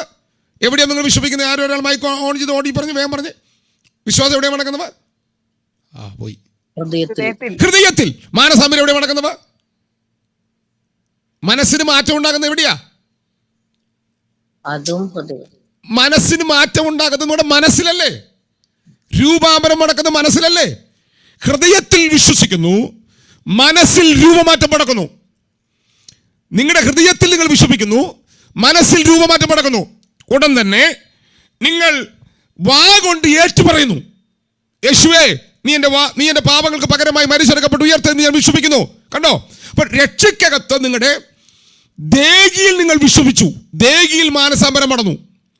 ഉടനെ ശരീരം കൊണ്ട് ഏറ്റു പറഞ്ഞു, വാ കൊണ്ട് ഏറ്റു പറഞ്ഞു. ഉടൻ തന്നെ നിങ്ങളുടെ ആത്മാവിൽ നടക്കുന്നതാണ് വീണ്ടും ജനനം. ഒരു വ്യക്തി രക്ഷിക്കപ്പെടുമ്പോൾ നിങ്ങളുടെ ശരീരത്തിലെ 3 ഭാഗങ്ങളും അതിൽ പങ്കാളിയായി മാറുന്നു, അതിൽ പങ്കാളിത്തമായി മാറുന്നു. ഏതൻ തോട്ടത്തിൽ മനുഷ്യൻ പാപം ചെയ്തപ്പം എങ്ങനെ പാപം നടത്തും? അവൻ ഹൃദയത്തിൽ അവിശ്വസിച്ചു, കൈ കൊണ്ടത് പറിച്ചു, വാ കൊണ്ടത് ഭക്ഷിച്ചു. ആത്മാവിൽ ആ തേജസ് നഷ്ടപ്പെട്ടു. ഏതൻ തോട്ടത്തിൽ 3 ഭാഗത്തെ സ്വാധീനിച്ചു. ഒന്ന്, ഹൃദയം കൊണ്ട് ദൈവത്തിന്റെ വാക്ക് അവിശ്വസിച്ചു, കൈ കൊണ്ട് ശരീരം കൊണ്ടത് പറിച്ചു തിന്നു, ആ ശരീരത്തിനകത്ത് ആ പാപം വസിച്ചു, ആത്മാവിൽ നിന്ന് തേജസ് നഷ്ടപ്പെട്ടു. ന്യൂ ടെസ്റ്റ്മെന്റിലേക്ക് വാ. ഹൃദയം കൊണ്ട് വിശ്വസിച്ചു, മനസ്സിൽ രൂപാന്തരം നടന്നു, വാ കൊണ്ട് പണ്ട് പണം പറിച്ചിരുന്ന വാ കൊണ്ട് യേശു തന്നെ കർത്താവെന്ന് ഏറ്റു പറഞ്ഞു. യേശുവിനെ കർത്താവെന്ന് ഏറ്റു പറഞ്ഞപ്പോൾ അവന്റെ സ്പിരിറ്റിലേക്ക് കർത്താവ് വന്നു. അവന്റെ ആത്മാവിൽ വീണ്ടും ജന്മം നടന്നു. നേരെ ഉൾട്ട നടന്നത് കണ്ടോ? അവിടെ അവിശ്വാസം, അവിടെ അനുസരണക്കേട്, അവിടെ മഹത്വത്തിന്റെ ചോർച്ച. ഇവിടെ വിശ്വാസം, ഇവിടെ അവനെ സ്വീകരിക്കുന്നു, ഇവിടെ വീണ്ടും ജന്മം നടക്കുന്നു. 3 കാര്യം പറഞ്ഞു. 1 വിശ്വാസം, 2 കർത്താവേ. ആരെങ്കിലും ഒന്ന് ചുണ്ടാനക്കുന്നേ? നിങ്ങൾ ചുണ്ടാനക്കുമ്പോൾ എനിക്ക് മനസ്സിലായി നിങ്ങൾ പറയുന്നുണ്ടെന്ന്. 1 വിശ്വാസം, 2 മാനസാന്തരം, 3 വീണ്ടും ജന്മം. 4 നിങ്ങൾ വിശ്വസിക്കുമ്പോൾ യേശു ക്രിസ്തു നിങ്ങളുടെ പാപങ്ങൾക്ക് പകരമായി മരിച്ചടക്കപ്പെട്ടു ഉയർത്തെഴുന്നേറ്റുവെന്ന് വിശ്വസിക്കുന്നവർ. നിങ്ങളുടെ പാപങ്ങൾ എങ്ങനെയാണ് മോചിക്കപ്പെട്ടത്? നിങ്ങളുടെ പാപങ്ങൾ രക്താംബരം പോലെ കടും ചുവപ്പായിരുന്നാലും അവനത് ഹിമം പോലെ വെളുപ്പിക്കും. ഞാൻ പറഞ്ഞ വാക്ക് തെറ്റില്ലല്ലോ അല്ലേ? ഞാൻ ഇതിൻ്റെ ഇടയിൽ എന്തൊരു ആക്ഷൻ വന്നു ഇതിനകത്ത്, അങ്ങോട്ട് നോക്കി. നിങ്ങളുടെ പാപങ്ങൾ രക്താംബരം പോലെ കടുഞ്ചുവപ്പായിരുന്നാലും അവനവനെ ഹിമം പോലെ വെളുപ്പിക്കും. നമ്മുടെ പാപങ്ങളെ ഏറ്റുപറയുമ്പോൾ അവൻ നമ്മോട് ക്ഷമിക്കുന്നു. ആ പാപം ക്ഷമിക്കുന്നത് അവന്റെ ഹൃദയത്തിൽ. പക്ഷെ നിന്റെ പാപത്തെ കഴുകി ശുദ്ധീകരിക്കുന്നത് അവന്റെ രക്തത്താൽ. പാപക്ഷമയുടെ 2 പാർട്ട് പറയുകയാണ്. പാപം ക്ഷമിക്കുന്നത് രക്തത്താൽ അല്ല. പാപം ക്ഷമിക്കുന്ന പാപത്തിന്റെ ശിക്ഷയായ മരണം യേശുവിന്റെ മേൽ വന്നതിനാൽ ദൈവത്തിന്റെ ഹൃദയത്തിൽ അവൻ നിന്റെ പാപം ക്ഷമിച്ചു. ആ പാപം ക്ഷമിച്ച പിന്നെ പാപം ചെയ്യാത്തവനായി പ്രഖ്യാപിക്കുന്നതും പിന്നെ പാപമില്ലാത്തവനായി പോക്കുന്നതും ആക്കുന്നതും അവന്റെ രക്തത്താലാണ്. റോമാലേഖനം 5-ാം അധ്യായത്തിൽ പറയുന്നു, യേശുവിന്റെ രക്തത്താൽ അവൻ നിങ്ങളെ നീതീകരിച്ചിരിക്കുന്നു. എന്താ നീതീകരണം? നിങ്ങളെ പാപം ചെയ്യാത്തവരായി പ്രഖ്യാപിച്ചിരിക്കുന്നു. നിങ്ങളെ ലക്ഷ്യം തെറ്റിപ്പോകാത്തവരായി പ്രഖ്യാപിച്ചിരിക്കുന്നു. എന്താണ് പാപം? റോമാലേഖനം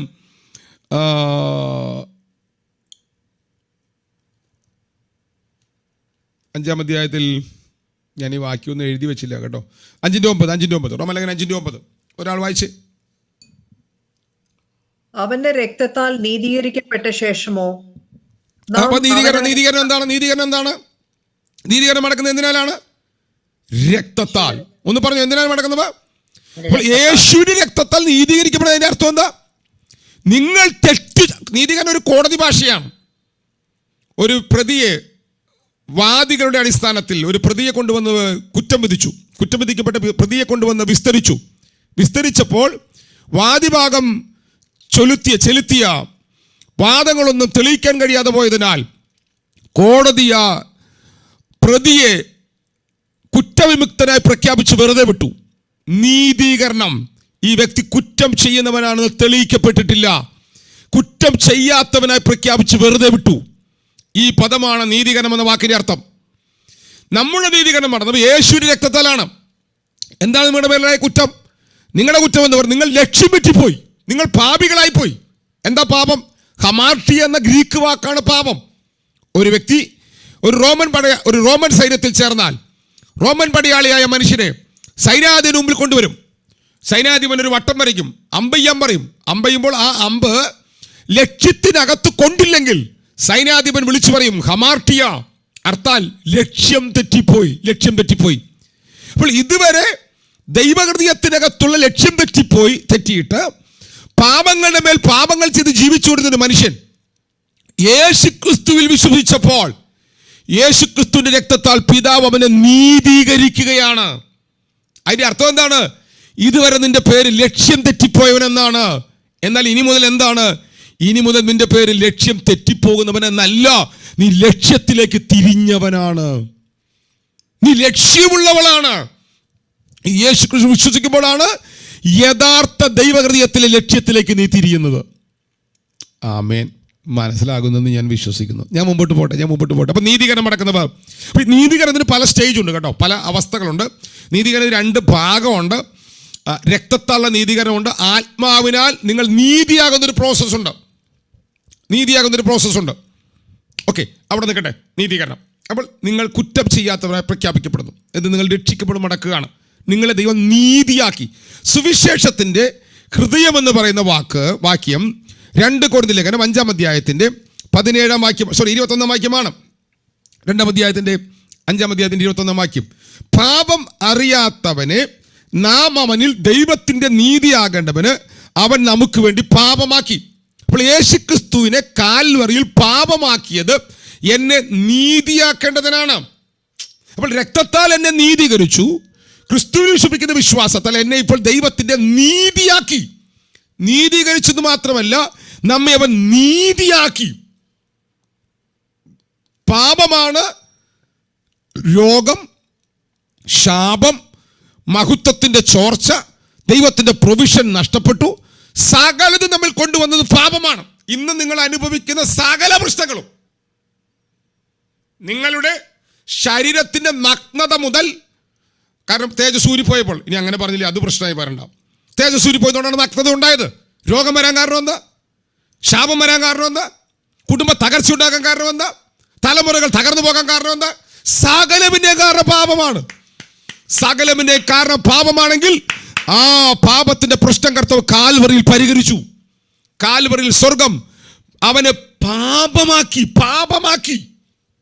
എന്തിനു വേണ്ടി? എന്നെ നീതിയാക്കേണ്ടവന്. എന്നെ ലക്ഷ്യം വിട്ടുപോയ എന്നെ ദൈവത്തിന്റെ ലക്ഷ്യത്തിലെത്തിക്കുവാൻ, ദൈവത്തിന് മുന്നിൽ നിൽക്കാൻ റൈറ്റ് സ്റ്റാൻഡ് ഉള്ളവനാക്കേണ്ടവന്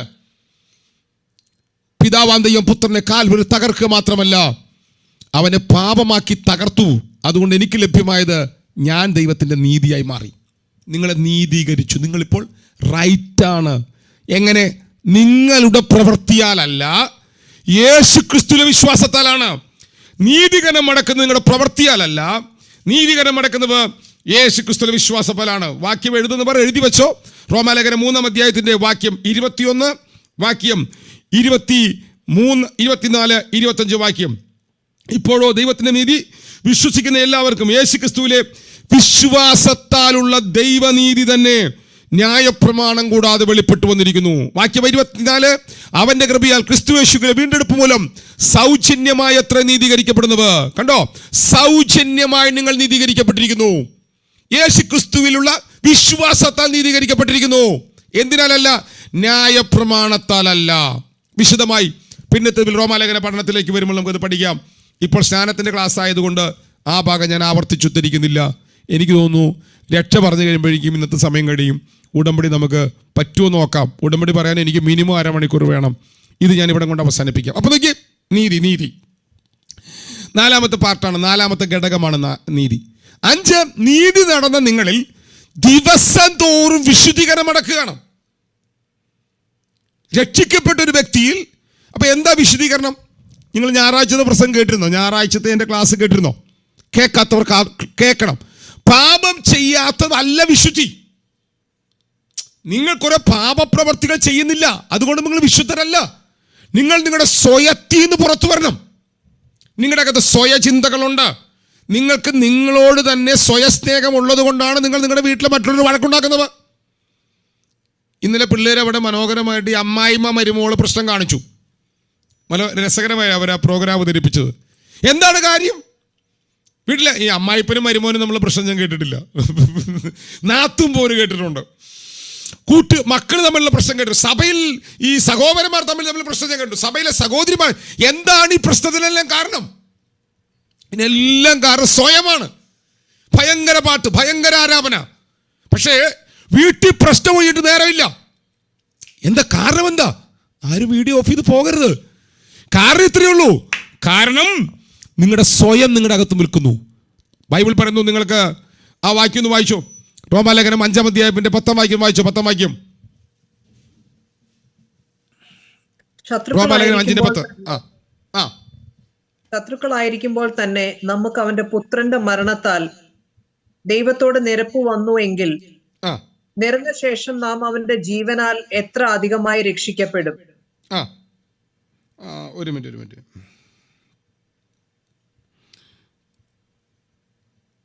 ഓക്കെ. ആ വാക്യം നിങ്ങൾ ശ്രദ്ധിച്ചോ.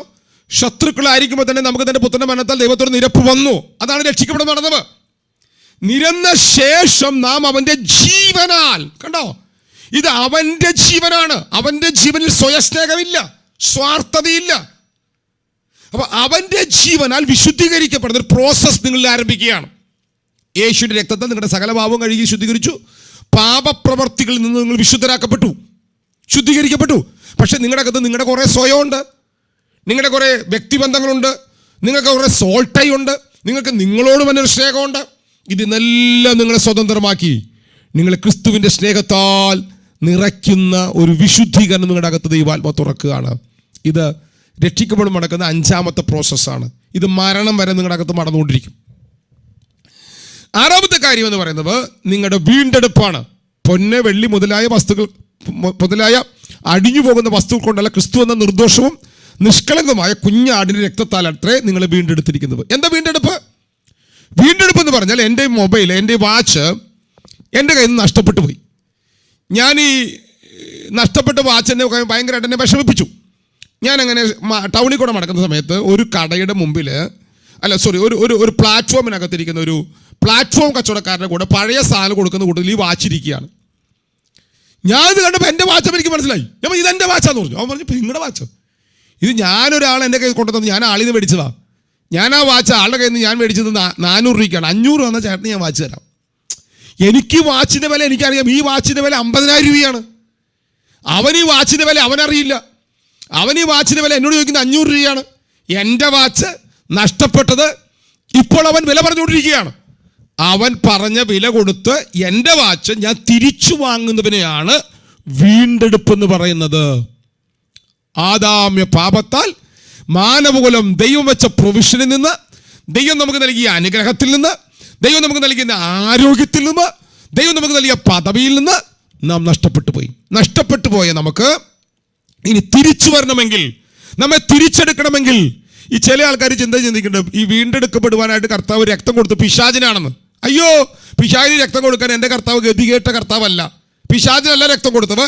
ദൈവത്തിൻ്റെ പ്രമാണമാണ് നഷ്ടപ്പെട്ടു പോയ ഒരു വ്യക്തിയുടെ മടങ്ങി വരുന്ന തടസ്സമായി നിൽക്കുന്നത്. ദൈവം നീതിമാനാണ്. അതുകൊണ്ട് ദൈവം ചെയ്ത പരിപാടി, നീതിമാനായ ദൈവത്തിൻ്റെ നീതിയുള്ള വചനം പറയുന്നു പാപത്തിന്റെ ശമ്പളം മരണമാണ്. അതുകൊണ്ട് രക്തം, ജീവൻ അടങ്ങിയിരിക്കുന്നത് രക്തത്തിലാണ്. അതുകൊണ്ട് നമ്മുടെ കർത്താവ് ഈ ഭൂമിയിലേക്ക് ഇറങ്ങി വന്ന് തൻ്റെ രക്തം നമുക്ക് പകരമായി ഒഴിച്ച് നമ്മെ ദൈവത്തിൻ്റെ നീതിയെ തൃപ്തിപ്പെടുത്തി അവൻ നമ്മെ വില കൊടുത്തു വാങ്ങി. ഇതാണ് വീണ്ടെടുപ്പ് എന്ന് പറയുന്നത്. രക്ഷിക്കപ്പെടുമ്പോൾ നിങ്ങളുടെ വീണ്ടെടുപ്പ് നടക്കുകയാണ്. അപ്പോൾ വീണ്ടെടുപ്പ് നീതികരണം നമ്മൾ വ്യത്യാസം എന്താണ്? വീണ്ടെടുപ്പ് നിങ്ങളെ തിരിച്ചു വാങ്ങി ഞാൻ വീട്ടിൽ കൊണ്ട് നോക്കിയപ്പോൾ ഇതിൻ്റെ മുകളിൽ മൊത്തം കോറിൽ വന്നിരിക്കുന്നു. ഈ വാച്ചിൻ്റെ സ്ട്രാപ്പിൽ മൊത്തം കോറിൽ വന്നിരിക്കുന്നു. അല്ലെങ്കിൽ ഇതിനകത്ത് കുറേ ചെളി വന്നിരിക്കുന്നു. ഞാനത് മൊത്തം കഴുകി ശുദ്ധീകരിച്ച് അതിനകത്ത് കൊണ്ട് സ്റ്റിക്കർ ഒട്ടിച്ച് എന്തായിരുന്നോ പണ്ടത്തെ ഘടന അവസ്ഥ, അതിലേക്ക് ഞാൻ ഇവനെ ഒന്നുകൂടെ പോളിഷ് ചെയ്തെടുക്കുന്നു. ഇതാണ് നീതീകരണം. വീണ്ടെടുപ്പ് വില കൊടുത്തു വാങ്ങി. നീതീകരണം എന്നെ യഥാസ്ഥാനത്താക്കി, എന്നെ നിരപ്പിച്ചു. ഏഴാമത്തെ കാര്യം, എൻ്റെ കർത്താവേ സമയം. ഏഴാമത്തെ കാര്യം, നിങ്ങൾക്ക് അവൻ പുത്രത്വം തന്നിരിക്കുന്നു. പുത്രത്വത്തിന്റെ ആത്മാവിനെ തന്നിരിക്കുന്നു. പല വാക്യമുണ്ട്. ഒന്ന് വായിച്ചോ, എഫേസ്യ ലേഖനം 1-ാം അധ്യായത്തിന്റെ 5-ാം വാക്യം. എഫേസ്യ ലേഖനം 1-ാം അധ്യായത്തിന്റെ 5-ാം വാക്യം ഒന്ന് വായിച്ചേ. വാക്യം,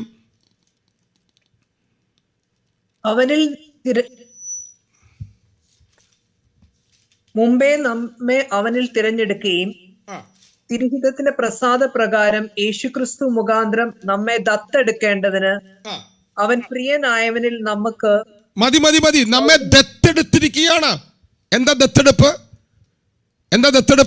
ദത്തെടുപ്പ് എന്ന് പറഞ്ഞാൽ ഒരു കൊച്ചിനെ, മക്കളില്ലാത്ത വീട്ടിലേക്ക് ഒരു കൊച്ചിനെ മക്കൾ കൂടുതലുള്ള വീട്ടിൽ നിന്ന് തിരിച്ചെടുക്കുകയാണ്, അല്ലെങ്കിൽ ദത്തെടുക്കുകയാണ്. നിയമപരമായിട്ട് എടുക്കപ്പെട്ട ഭവനത്തിലെ സകല ആനുകൂല്യങ്ങളും നൽകാമെന്നുള്ള വ്യവസ്ഥാപിത നിയമത്തിന്റെ മേൽ ഒരു വ്യക്തിയെ തിരിച്ചെന്ന് പറഞ്ഞ തെറ്റാണ്. ഒരു വ്യക്തിയെ ആ ഭവനത്തിലേക്ക് നിയമപ്രകാരം കൊണ്ടുവരുന്നതിനാണ് ദത്തെടുപ്പ് എന്ന് പറയുന്നത്. ആദാമ്യ പാപത്താൽ പുത്രത്വം നഷ്ടപ്പെട്ട നമുക്ക് യേശുക്രിസ്തുവിന്റെ മരണത്താൽ നമുക്ക് ലഭ്യമായത് പുത്രത്വത്തിന്റെ ആത്മാവാണ്. അത് പറയുന്ന ഗലാത്യലേഖനം 4-ാം അധ്യായത്തിന്റെ 3 മുതൽ വാക്യങ്ങൾ വായിച്ചു നോക്കണം. റോമാലേഖനം 6-ാം അധ്യായത്തിന്റെ 14 തൊട്ടുള്ള വാക്യങ്ങൾ വായിച്ചു നോക്കണം. നാം പ്രാപിച്ചിരിക്കുന്നത് ദാസ്യത്വത്തിന്റെ ആത്മാവിനെയല്ല, പുത്രത്വത്തിന്റെ ആത്മാവിനെയാണ്. നിങ്ങൾ ഇപ്പോൾ ദൈവത്തിന്റെ പുത്രന്മാരായിരിക്കുന്നു. എപ്പോൾ? യേശു എൻ്റെ പാപങ്ങൾക്ക് പകരമായി മരിച്ചടക്കപ്പെട്ട് ഉയർത്തെഴുന്നേറ്റുമെന്ന് ഹൃദയം കൊണ്ട് വിശ്വസിച്ച്, യേശുവേ, ഞാൻ നിന്നെ എൻ്റെ രക്ഷകനും കർത്താവുമായി സ്വീകരിക്കുന്നെന്ന് ഇപ്പോൾ നിങ്ങൾ ഏറ്റുപറഞ്ഞാൽ ഇന്നു മുതൽ നിങ്ങൾ ദൈവത്തിൻ്റെ പുത്രന്മാരാണ്.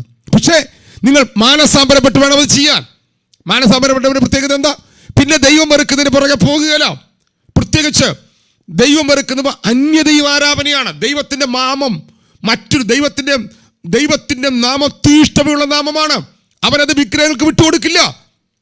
ദൈവത്തിൻ്റെ വചനത്തിന് വിരോധമായ ഘടകങ്ങൾക്ക് അപ്രധാനിത മനസ്സിലാക്കി മുഴുവനുമായി ദൈവത്തിലേക്ക് തിരിഞ്ഞ ദൈവവചനപ്രകാരം അവനെ സ്വീകരിക്കുമ്പോൾ ഇന്നു മുതൽ അവനുമായിട്ട് ഒരുമിച്ച് ജീവിക്കാൻ തീരുമാനിക്കുന്ന തീരുമാനമാണ് ഒരു വ്യക്തിയുടെ രക്ഷ എന്ന് പറയുന്നത്. അവന് കിട്ടുന്നത് ദൈവ കുടുംബത്തിലെ പുത്രനായിട്ട് അവൻ മാറുന്നു. ഇത്രയും കാര്യമാണ് രക്ഷയുള്ള ബന്ധത്തിൽ ഞാൻ ഓടിച്ചു പറഞ്ഞത്. സംക്ഷിപ്തമായിട്ടാണ് പറഞ്ഞത്, സമയം കണ്ടമാനം പോയി.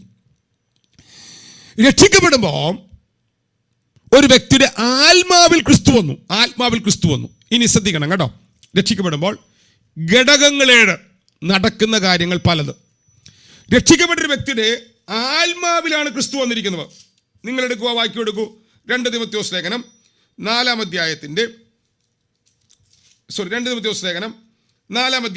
22-ാം വാക്യം. 4-ാം അധ്യായത്തിന്റെ 22-ാം വാക്യം.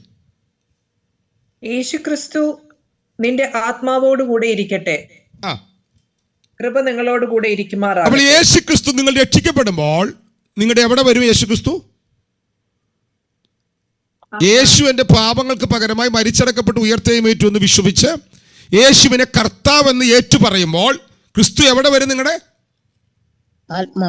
ആത്മാവിൽ വരും. ക്രിസ്തു ആത്മാവിൽ വരുന്നതും ഹൃദയത്തിൽ വരുന്നതും രണ്ട് സ്റ്റേജാണ്. എഫേസ്യർ പറയുന്നത് ക്രിസ്തു വിശ്വാസത്താൽ നിങ്ങളുടെ ഹൃദയങ്ങളിൽ വസിക്കണം. അപ്പോൾ ഹൃദയത്തിൽ വിശ്വസിക്കുമ്പോൾ ക്രിസ്തു വരുന്നത് ഹൃദയത്തിലല്ല, ആത്മാവിലാണ് വരുന്നത്. ആത്മാവിൽ വരുന്ന ക്രിസ്തു നിങ്ങൾ ക്രിസ്തുവിനോട് ചേർന്ന് നടക്കുമ്പോൾ, നിങ്ങൾ അവൻ്റെ ആത്മാവിനാൽ നിങ്ങൾ ബലപ്പെടാൻ തുടങ്ങുമ്പോൾ നിങ്ങളുടെ ഹൃദയത്തിലേക്ക് വരാൻ തുടങ്ങും. ഇത് 2ാമത്തെ സ്റ്റെപ്പാണ്. ഒറ്റ കാര്യം മനസ്സിലാക്ക്, നിങ്ങളുടെ ആത്മാവിൽ ക്രിസ്തു വരും. എപ്പോൾ? രക്ഷിക്കപ്പെടുമ്പോൾ. അപ്പോൾ സ്നാനപ്പെടുമ്പോൾ എന്താ ഉണ്ടാകുന്നത്?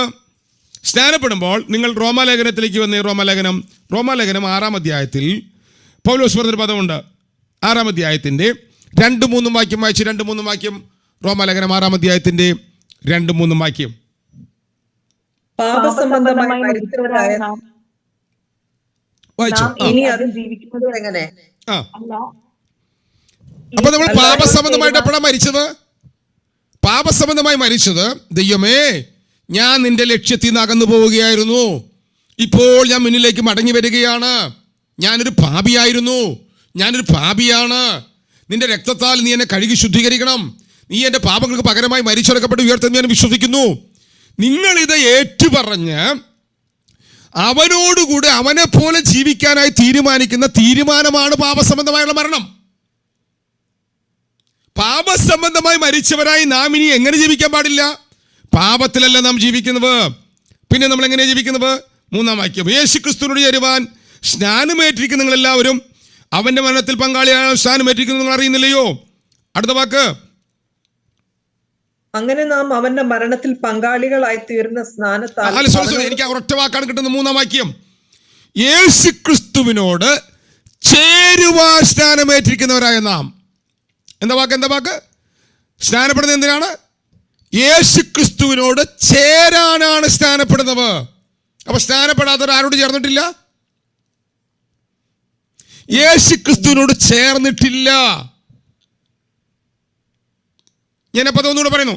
യേശുക്രിസ്തുവിന്റെ വിശ്വാസത്താൽ നിങ്ങൾ ദൈവത്തിന്റെ മക്കളായി, പക്ഷെ നിങ്ങൾ യേശുവിനോട് ചേർന്നിട്ടില്ല. യേശുവിനോട് ചേരുന്നതും യേശുവിൽ വിശ്വസിക്കുന്നതും രണ്ടാണ്. നിങ്ങളിൽ പലരും വിവാഹം കഴിഞ്ഞവരാണല്ലോ, അല്ലെങ്കിൽ വിവാഹം കഴിക്കാൻ പോകുന്നവരാണല്ലോ. നിങ്ങൾ വിവാഹം കഴിക്കാൻ പോകുന്ന ചെറുക്കനെ കണ്ടു, നിങ്ങൾ കല്യാണം ആലോചിച്ചു, നിങ്ങളൊരു ചെറുക്കനുണ്ട്, നിങ്ങൾ വിശ്വസിച്ചു, കണ്ടു, പരിചയപ്പെട്ടു, അവന്റെ ജോലി, അവന്റെ പഠനം, അവന്റെ കുടുംബം എല്ലാം നിങ്ങൾ അന്വേഷിച്ചു. നിങ്ങൾ ഒടുവിൽ അവനിൽ വിശ്വസിച്ചു. പക്ഷെ നിങ്ങൾ വിശ്വസിച്ചപ്പോൾ നിങ്ങൾ ചേർന്നോ? ചേരണമെങ്കിൽ നിങ്ങളായിരുന്ന മതത്തിലെ മഹാപുരോഹിതൻ നിങ്ങളെ ഒരു പൊതുസഭയിൽ വെച്ച് അനുവാദം ചോദിച്ച് നിങ്ങൾ തമ്മിൽ കരങ്ങൾ കോർത്തു പിടിച്ച് അല്ലെങ്കിൽ വസ്തുക്കൾ കൊണ്ട് ഏതോ മാർഗത്തിൽ നിങ്ങൾ ആയിരുന്ന കാലഘട്ടത്തിൽ ഏത് മതത്തിലായിരുന്നോ, വിശ്വാസത്തിലാണെങ്കിൽ നിങ്ങൾ കരങ്ങൾ കോർത്തു പിടിച്ച് നിങ്ങൾ ഉടമ്പടി വാചകങ്ങൾ തമ്മിൽ പറഞ്ഞ് പ്രാർത്ഥിക്കുമ്പോഴാണ് നിങ്ങൾ ഒന്നായിത്തീരുന്നത്. വിശ്വാസം വേറെ, ഒന്നായിത്തീരുന്നത് വേറെ. വിശ്വാസത്താൽ ഒന്നായി തീരാം, വിശ്വസിച്ചിട്ടും ഒന്നായി തീരാത്തവരുമുണ്ട്. ഹാനോക്ക് ദൈവത്തിൽ വിശ്വസിച്ചു, അവൻ ദൈവത്തോട് കൂടെ നടന്നു. ദൈവത്തിൽ വിശ്വസിച്ചിട്ട് കൂടെ മടക്കാത്ത എന്തോരം ആൾക്കാരുണ്ട്. ഹാനോക്ക് ദൈവത്തിന്റെ കൂടെ മടന്നവനാൽ ദൈവം അവനെ എടുത്തുകൊണ്ടുപോയി. അപ്പൊ ദൈവത്തിൽ വിശ്വസിച്ച് പല കാര്യങ്ങൾ ചെയ്തവരിവിടെ ഉണ്ട്. അപ്പൊ വിശ്വാസം വേറെ, കൂടെ മടക്കുന്നത് വേറെ. വിശ്വാസം വേറെ, അവനുമായിട്ട് ഒന്നാകുന്നത് വേറെ. അവനുമായിട്ട് ഒന്നാകുന്നത് സ്നാനത്താലാണ്. സ്നാനപ്പെടാത്തവർ അവനുമായിട്ട് ഒന്നായിട്ടില്ല. അപ്പൊ എവിടെയാണ് ഒന്നാകുന്നത്? സ്നാനത്താലാണ് ഒന്നാകുന്നത്. എവിടെയാണ് ഒന്നാകുന്നത്? 1 കൊരിന്ത്യർ ലേഖനം 6-ാം അധ്യായത്തിന്റെ 17-ാം വാക്യത്തിലേക്ക് വരൂ. 1 കൊരിന്ത്യർ ലേഖനം 6-ാം അധ്യായത്തിന്റെ 17-ാം വാക്യം. കർത്താവിനോട് പറ്റിച്ചേരുന്നവനോ അവനുമായി ഏകാത്മാവാകുന്നു. കർത്താവിനോട് പറ്റിച്ചേരുന്നവൻ അവനുമായിട്ട് ഏക ആത്മാവാകുന്നു. കണ്ടോ? അപ്പൊ ആദ്യം പറഞ്ഞത് എന്താ? യേശുക്രിസ്തു വിശ്വസിക്കുന്ന വിശ്വാസത്തിൽ അവന്റെ ആത്മാവ് നമ്മുടെ ആത്മാവിൽ വരുന്നു. പക്ഷെ സ്നാനപ്പെടുമ്പോൾ നിന്റെ ആത്മാവും അവന്റെ ആത്മാവും കൂടെ ഒരാത്മാവാകുന്നു.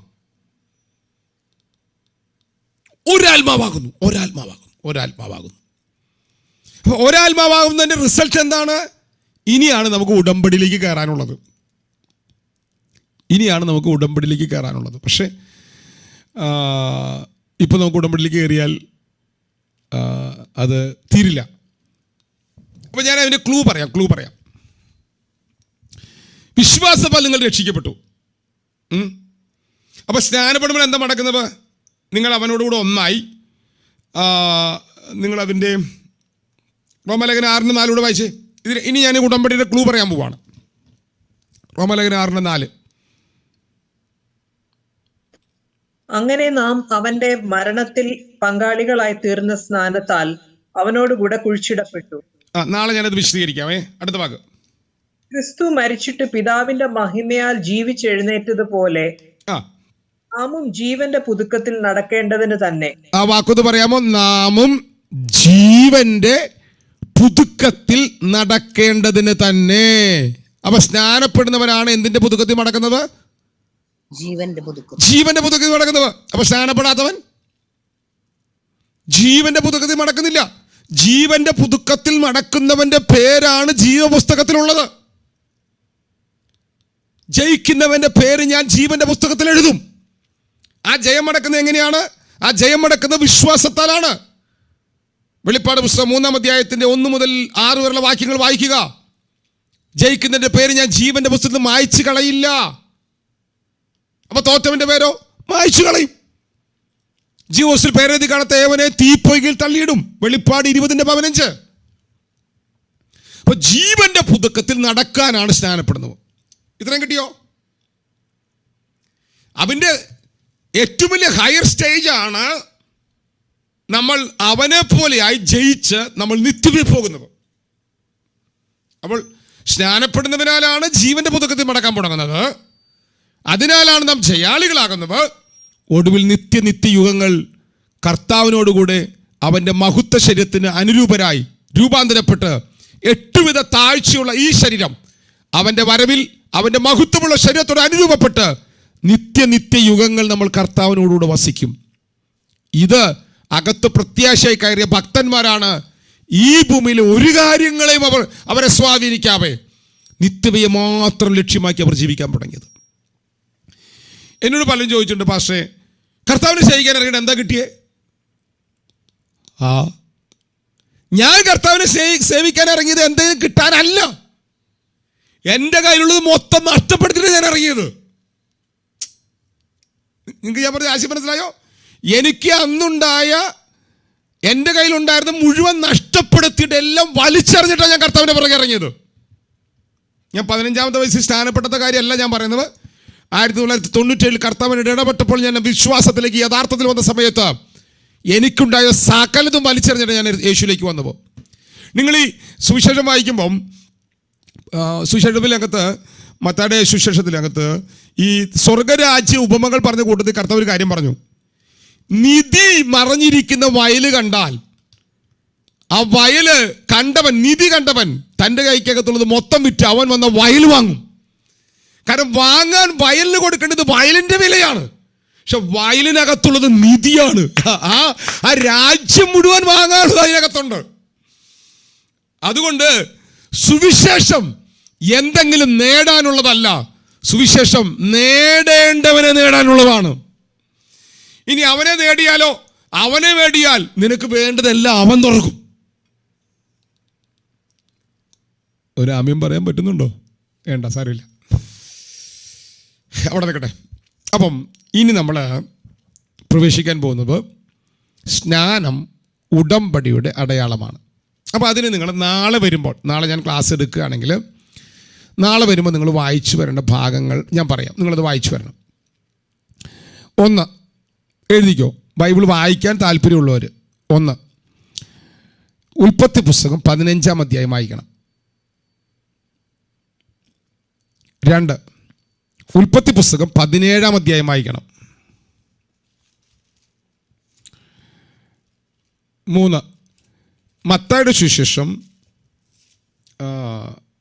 26-ാം അധ്യായത്തിൻ്റെ 17 മുതലുള്ള 30 വരെയുള്ള വാക്യങ്ങൾ. അവിടെയാണ് ഉടമ്പടിയുടെ പ്രഖ്യാപനം നടക്കുന്നത്. ഉടമ്പടിയുടെ പ്രഖ്യാപനം നടക്കുന്നത്, പുതിയ ഉടമ്പടി കർത്താവ് പ്രഖ്യാപിക്കുകയാണ്.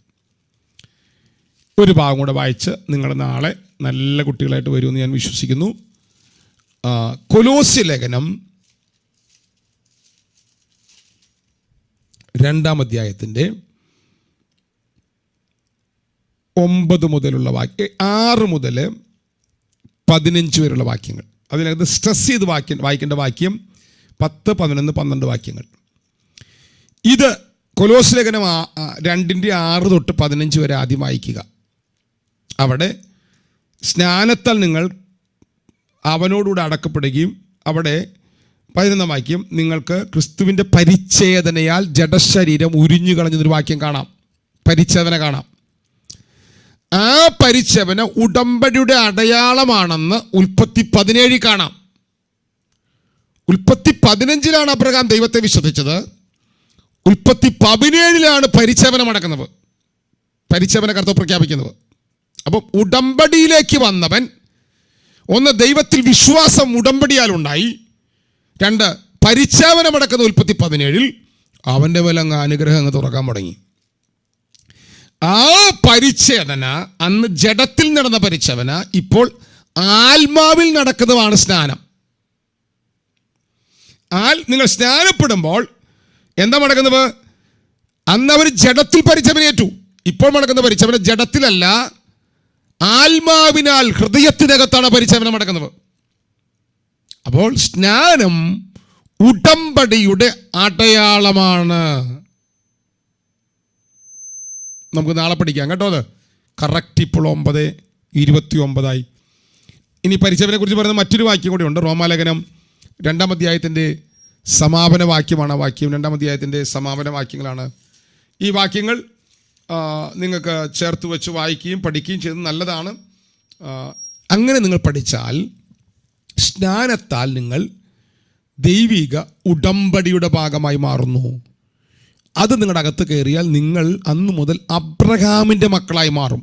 സ്നാനത്താൽ ഉടമ്പടിയുടെ അടയാളം നിങ്ങളുടെ മേൽ വരുന്നു. നിങ്ങൾ അബ്രഹാമിൻ്റെ മക്കളായി മാറുന്നു. നിങ്ങൾ ഭയങ്കര അനുഗ്രഹമായി മാറും. നിങ്ങളുടെ മേൽ അബ്രഹാമിൻ്റെ അനുഗ്രഹം തുറക്കും. സകല തടസ്സങ്ങളും പൊട്ടും. ഇനി ഞാൻ പറയുമ്പോൾ നിങ്ങൾ അതിനകത്ത് വിഷമം വിചാരിക്കേണ്ട. നിങ്ങൾക്ക് വിശ്വസിക്കാൻ കഴിയാത്ത വഴികളും വാതിൽ ദൈവം നിങ്ങൾക്ക് കൊണ്ട് തുറക്കാൻ തുടങ്ങും. അബ്രഹാമിൻ്റെ അനുഗ്രഹം നിങ്ങളുടെ മേൽ വരാൻ തുടങ്ങും. നിങ്ങളുടെ മേൽ അത് തുറന്നു വരാൻ തുടങ്ങും. അപ്പം നമുക്ക് ഉടമ്പടിയുടെ അടയാളമാണ് സ്നാനം എന്ന ഭാഗം നമുക്ക് ദൈവം അനുവദിച്ചാൽ നാളെ നമുക്ക് പഠിക്കാം. ഇപ്പോൾ നമ്മളിപ്പോൾ ഇവിടെ പ്രാർത്ഥിച്ച് അവസാനിപ്പിക്കുകയാണ്. രാവിലെ നമുക്ക് 5:30 മണി മുതൽ 6:30 മണി വരെ പ്രാർത്ഥന നടക്കുന്നുണ്ട്. കഴിയുന്ന എല്ലാവരും വരണം കേട്ടോ. നമുക്ക് ഒരുമിച്ച് പ്രാർത്ഥിക്കണം. നമ്മൾ സ്പിരിച്വൽ വാർഫെയറിലെ പ്രാർത്ഥന എങ്ങനെ നിങ്ങളുടെ അവസ്ഥകൾക്ക് ദൈവാത്മാവിനാൽ മാറ്റം സംഭവിക്കും. നമുക്ക് ഒരുമിച്ച് ഇപ്പോൾ നമ്മൾ പ്രാർത്ഥിച്ച് ഈ സെക്ഷൻ അവസാനിപ്പിക്കുകയാണ്. സ്നാനപ്പെട്ടവരും സ്നാനപ്പെടാത്തവരും സ്നാനപ്പെടാൻ പോകുന്നവരും ഇതിനകത്തുണ്ട്. നിങ്ങൾക്ക് ആർക്കെങ്കിലും ഈ സ്നാനത്തിൻ്റെ ക്ലാസ് മറ്റാരെങ്കിലും കേൾപ്പിക്കണമെന്ന് ആഗ്രഹമുണ്ടെങ്കിൽ, നിങ്ങൾക്കൊന്നുകൂടെ പഠിക്കണമെന്ന് ആഗ്രഹമുണ്ടെങ്കിലും, ഞാൻ ഈ സ്നാനത്തിൻ്റെ രക്ഷയെന്നാണ് ഞാൻ ക്ലാസ് ഇപ്പോൾ എടുത്തിരിക്കുന്നത്. ഈ ക്ലാസ് ഞാൻ നിങ്ങൾക്ക് തരാം. എനിക്ക് വാട്സാപ്പിൽ മെസ്സേജ് അയച്ചാൽ മതി.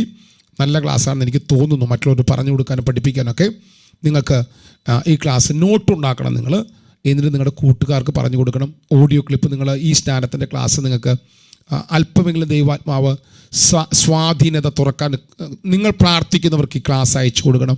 എപ്പോഴെങ്കിലും കേട്ടവർ കർത്താവിലേക്ക് തിരിഞ്ഞാൽ നഷ്ടം എന്താണെന്നറിയോ? നിങ്ങൾ സ്നാനത്തിൻ്റെ ക്ലാസ് അയച്ചു കൊടുത്തതേ ഉള്ളൂ. ലാഭം എന്താണെന്നറിയോ?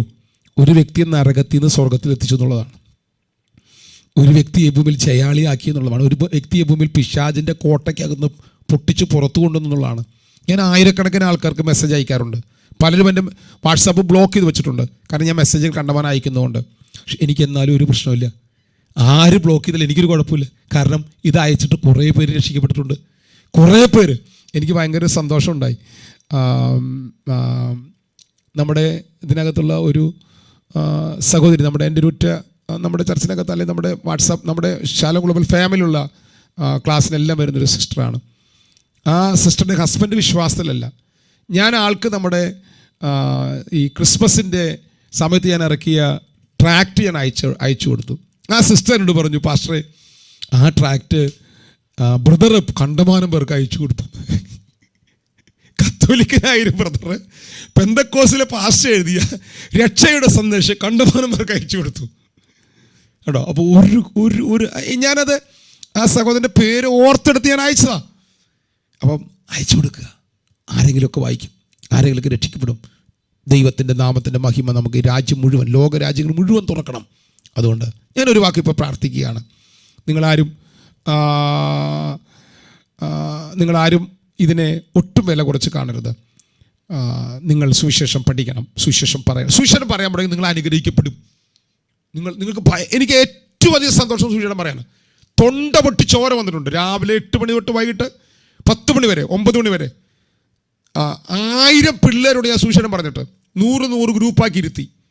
രാത്രി 9 മണി വരെ ഓരോ കോളനികളിലും ഗ്രൂപ്പ് തിരിച്ചു. ഒറ്റയ്ക്ക് ഞാൻ അഭിമാനം പറയുന്നതല്ല കേട്ടോ, നെകളം പറയുന്നതല്ല, സന്തോഷത്തിൽ പറയുന്നതാണ്. സുവിശേഷം പറഞ്ഞിട്ട് തൊണ്ട പൊട്ടി ചോര വന്ന് തുപ്പിയിട്ടുണ്ട്. എന്നാലും തൃശ്ശൂരിലെ ഓരോ കോളനികളും പറയും, സജിപ്പാഷ ഞങ്ങളുടെ അടുത്ത് സുവിശേഷം പറയാൻ വന്നിട്ടുണ്ടെന്ന്. ഇപ്പം എനിക്ക് അത്രയും പറ്റുന്നില്ല. ഈ ക്ലാസ്സുകളും സഭാ ശുശ്രൂഷയും വടക്കേന്ത്യയും എല്ലാം കൂടി ആയപ്പോൾ എനിക്കെല്ലാം പറ്റുന്ന പോലെ പറ്റുന്നില്ല. ഞാൻ എൻ്റെ കുറവ് സംബന്ധിച്ച് ഇച്ചിരി ക്ഷീണമൊക്കെയുള്ള സമയത്തേക്ക് വന്നു തുടങ്ങുക. ആരോഗ്യമുള്ള കാലത്ത് സുവിശേഷത്തിന് വേണ്ടി ഓടാൻ പറ്റുന്നിടത്തോളം 100% ഒന്നും ഞാൻ പറയുന്നില്ല, ഞാൻ ഓടിയിട്ടുണ്ട്. മക്കളെ, യൗവനക്കാരെ, സഹോദരന്മാരെ, സഹോദരിമാരെ, ഞാൻ നിങ്ങളെ പ്രബോധിപ്പിക്കുകയാണ്. നിങ്ങൾക്ക് പറയാം, മറ്റെന്തിനേക്കാളും ലോകത്തെ ഏത് സ്ഥലത്ത് പോയിരിക്കുന്നതിനേക്കാളും നിങ്ങൾ ഒരു വ്യക്തിയെ കാണുമ്പോൾ സുവിശേഷം പറ.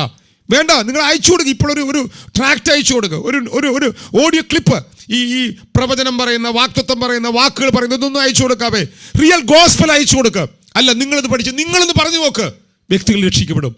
കാരണം ഇത് സുവിശേഷമാണ്. സുവിശേഷം കേൾക്കുമ്പോൾ അവിടെ വീണ്ടും ജനം മടക്കും. അവനകത്ത് സാമ്പത്തികമോ, അവനകത്ത് ശാരീരിക സൗഖ്യങ്ങളോ, അവനകത്ത് വ്യാമോഹങ്ങളോ, രാജ്യങ്ങളുടെ യാത്രയോ, മറ്റ് വൈവാഹിക ഘടകങ്ങളോ ഒന്നും ചേർക്കരുത്. സുവിശേഷം പത്യമായിട്ട് പറ. ആ സുവിശേഷം വ്യക്തികളെ സ്വാധീനിച്ചിരിക്കും. കാരണം ഇത് കാൽവറിയിൽ എൻ്റെ കർത്താവ് നമ്മുടെ പാപപരിഹാരത്തിനായി പിതാവിന്റെ ഹിതപ്രകാരം നിവർത്തിച്ച യാഗമരണത്തിന്റെ റിസൾട്ടാണ് സുവിശേഷം. എൻ്റെ സുവിശേഷം ദാവീദിന്റെ സന്തതിയായി ഒരുവൻ ജനിച്ചു, അവൻ മരിച്ചു, അവൻ ഉയർത്തെഴുന്നേറ്റു, അതാകുന്നു എൻ്റെ സുവിശേഷം. ആ സുവിശേഷം പറയാൻ എന്നെ കർത്താവ് തെരഞ്ഞെടുത്തതിനായി ഞാൻ കർത്താവിന് നന്ദിയോടെ സ്തോത്രം ചെയ്യുകയാണ്. സുവിശേഷത്തെക്കുറിച്ച് എനിക്ക് ലജ്ജയില്ല.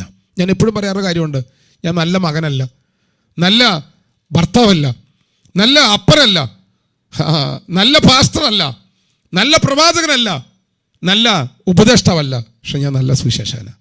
ആരെ കിട്ടിയാലും ഞാൻ സുവിശേഷം പറയും. ആരോടും പറയാൻ എനിക്ക് മടിയില്ല. അതിനകത്ത് ഞാൻ ധൈര്യത്തോടെ പറയും, ഒരു നല്ല സുവിശേഷകനായി സുവിശേഷം പറഞ്ഞു. മറ്റൊന്നും ചെയ്തില്ലെങ്കിലും നമുക്ക് തൊണ്ടയിൽ നാവുള്ളിടത്തോളം കാലം, അകത്ത് ഹൃദയം സ്പന്ദിക്കുന്നിടത്തോളം കാലം ഇത്ര മഹത്വകരമായൊരു കാര്യം നമ്മളെ ഏൽപ്പിച്ചിട്ട് അതിന്റെ മഹിമ മനസ്സിലാക്കാതെ ആയിരിക്കുന്ന അവസ്ഥകളുടെ നടുവിൽ പരാതി പറഞ്ഞ് ജീവിതം അവസാനിപ്പിക്കാതെ പുറത്തിറങ്ങ്. കർത്താവ് നിന്നെ ഒരു അനുഗ്രഹമാക്കി മാറ്റും. സുവിശേഷം പറയാൻ തുടങ്ങിയാൽ നിന്റെ കുടുംബം അനുഗ്രഹിക്കപ്പെട്ടിരിക്കും. പ്രാർത്ഥിക്കാം. പിതാവേ, ഈ നല്ല രാത്രിക്കായി സ്തോത്രം. പ്രിയ കുഞ്ഞുങ്ങൾ കർത്താവിനെ കുറിച്ച് അറിയുകയും അങ്ങയുടെ കൽപ്പന അനുസരിപ്പാൻ ആഗ്രഹം ഉണ്ടെന്ന് പറയുകയും തീരുമാനിക്കുകയും ചെയ്ത തീരുമാനത്തോടുള്ള ബന്ധത്തിൽ ഇന്ന് രാത്രി ഞങ്ങൾ ഉടമ്പടിയുടെ അടയാളമായ സ്നാനത്തെക്കുറിച്ചുള്ള ക്ലാസ് ഞങ്ങൾ തുടങ്ങി. ഞങ്ങളത് പകുതി പറഞ്ഞു. ഈ ക്ലാസ് കേട്ട ഓരോരുത്തരെയും പരിശുദ്ധാത്മാവ് പണിയണമേ. ഇത് പറയാനുള്ള കൃപ അവരുടെ മേൽ പകരണമേ. ഇന്നു മുതൽ അവരുടെ ഭവനത്തിലുള്ള മുഴുവൻ ആൾക്കാർ ഇത് കേൾക്കട്ടെ. അവർ സുവിശേഷകരായി മാറട്ടെ. അവരുടെ ഭവനത്തിൽ വരുന്നവർ, അവരുടെ ഭവനത്തിന് ചുറ്റുമുള്ളവർ, ഓരോ കുടുംബങ്ങളും സുവിശേഷത്തിന്റെ പ്ലാറ്റ്ഫോമായി മാറട്ടെ. ഓരോ കുടുംബങ്ങളും സുവിശേഷം പ്രഖ്യാപിക്കുന്ന പ്രഖ്യാപന ക്യാമറകളായി മാറട്ടെ. കർത്താവേ, ഞാൻ പ്രത്യേകിച്ച് സ്ഥാനപ്പെടാൻ തീരുമാനിച്ചിരിക്കുന്ന മക്കൾക്ക് വേണ്ടി പ്രാർത്ഥിക്കുന്നു. അവരായിരിക്കുന്ന സ്ഥാപനത്തിൽ, അവരായിരിക്കുന്ന പഠന സ്ഥലത്ത്, അവരായിരിക്കുന്ന കലാലയത്തിൽ, അവരെ കൂടെ പഠിച്ചവർക്ക് മുഴുവൻ ഇത് തുറന്നു കൊടുക്കാൻ അങ്ങ് അവരുടെ മേൽ കൃപ പകരണമേ കർത്താവ്. ഇത് കേട്ടിരിക്കുന്ന വിശ്വാസികളുണ്ടല്ലോ, സഹോദരന്മാർ, സഹോദരിമാർ, ദൈവമക്കൾ, ദൈവദാസന്മാർ, ഞാൻ അവരെല്ലാം അനുഗ്രഹിച്ച് പ്രാർത്ഥിക്കുകയാണ്. കർത്താവേ, സുവിശേഷത്തെക്കുറിച്ചൊരു വലിയ ബോധ്യവും ഭാരവും അങ്ങ് അവരകത്ത് പകരണമേ കർത്താവ്. 140 കോടി ജനം ഈ രാജ്യത്ത് നരകത്തിലേക്ക് ഒഴുകുമ്പോൾ ഞങ്ങൾ ഏൽപ്പിച്ചിരിക്കുന്ന ഈ മഹത്വകരമായ സന്ദേശം അവന്റെ പവിത്രത കളയാവേ, അവൻ ചോർത്തിക്കളയാവേ. അത് പറയുവാനുള്ള വീര്യവും ശക്തിയും മഹിമയും ആത്മഭാരവും ഞങ്ങളകത്ത് പകരണമേ കർത്താവേ. പ്രത്യേകിച്ച് സ്നാനപ്പെടാൻ തീരുമാനിച്ചിരിക്കുന്ന കുഞ്ഞുങ്ങളെ ഞങ്ങൾ ഒരു പ്രാവശ്യം കൂടെ അനുഗ്രഹിച്ച് പ്രാർത്ഥിക്കുകയാണ്. അവർ അനുഗ്രഹമാകട്ടെ, അവരുടെ കുടുംബങ്ങൾ അനുഗ്രഹമാകട്ടെ. കർത്താവ് ചെയ്തതിനായി സ്തോത്രം ചെയ്യുന്നു. മഹത്വം കുഞ്ഞാടിന് പ്രാർത്ഥന കടമനായ സ്തോത്രം. യേശു ക്രിസ്തുവിന്റെ നാമത്തിൽ താഴ്മയോടെ അപേക്ഷിക്കുമ്പോൾ കൃപയോടെ കേൾക്കണം.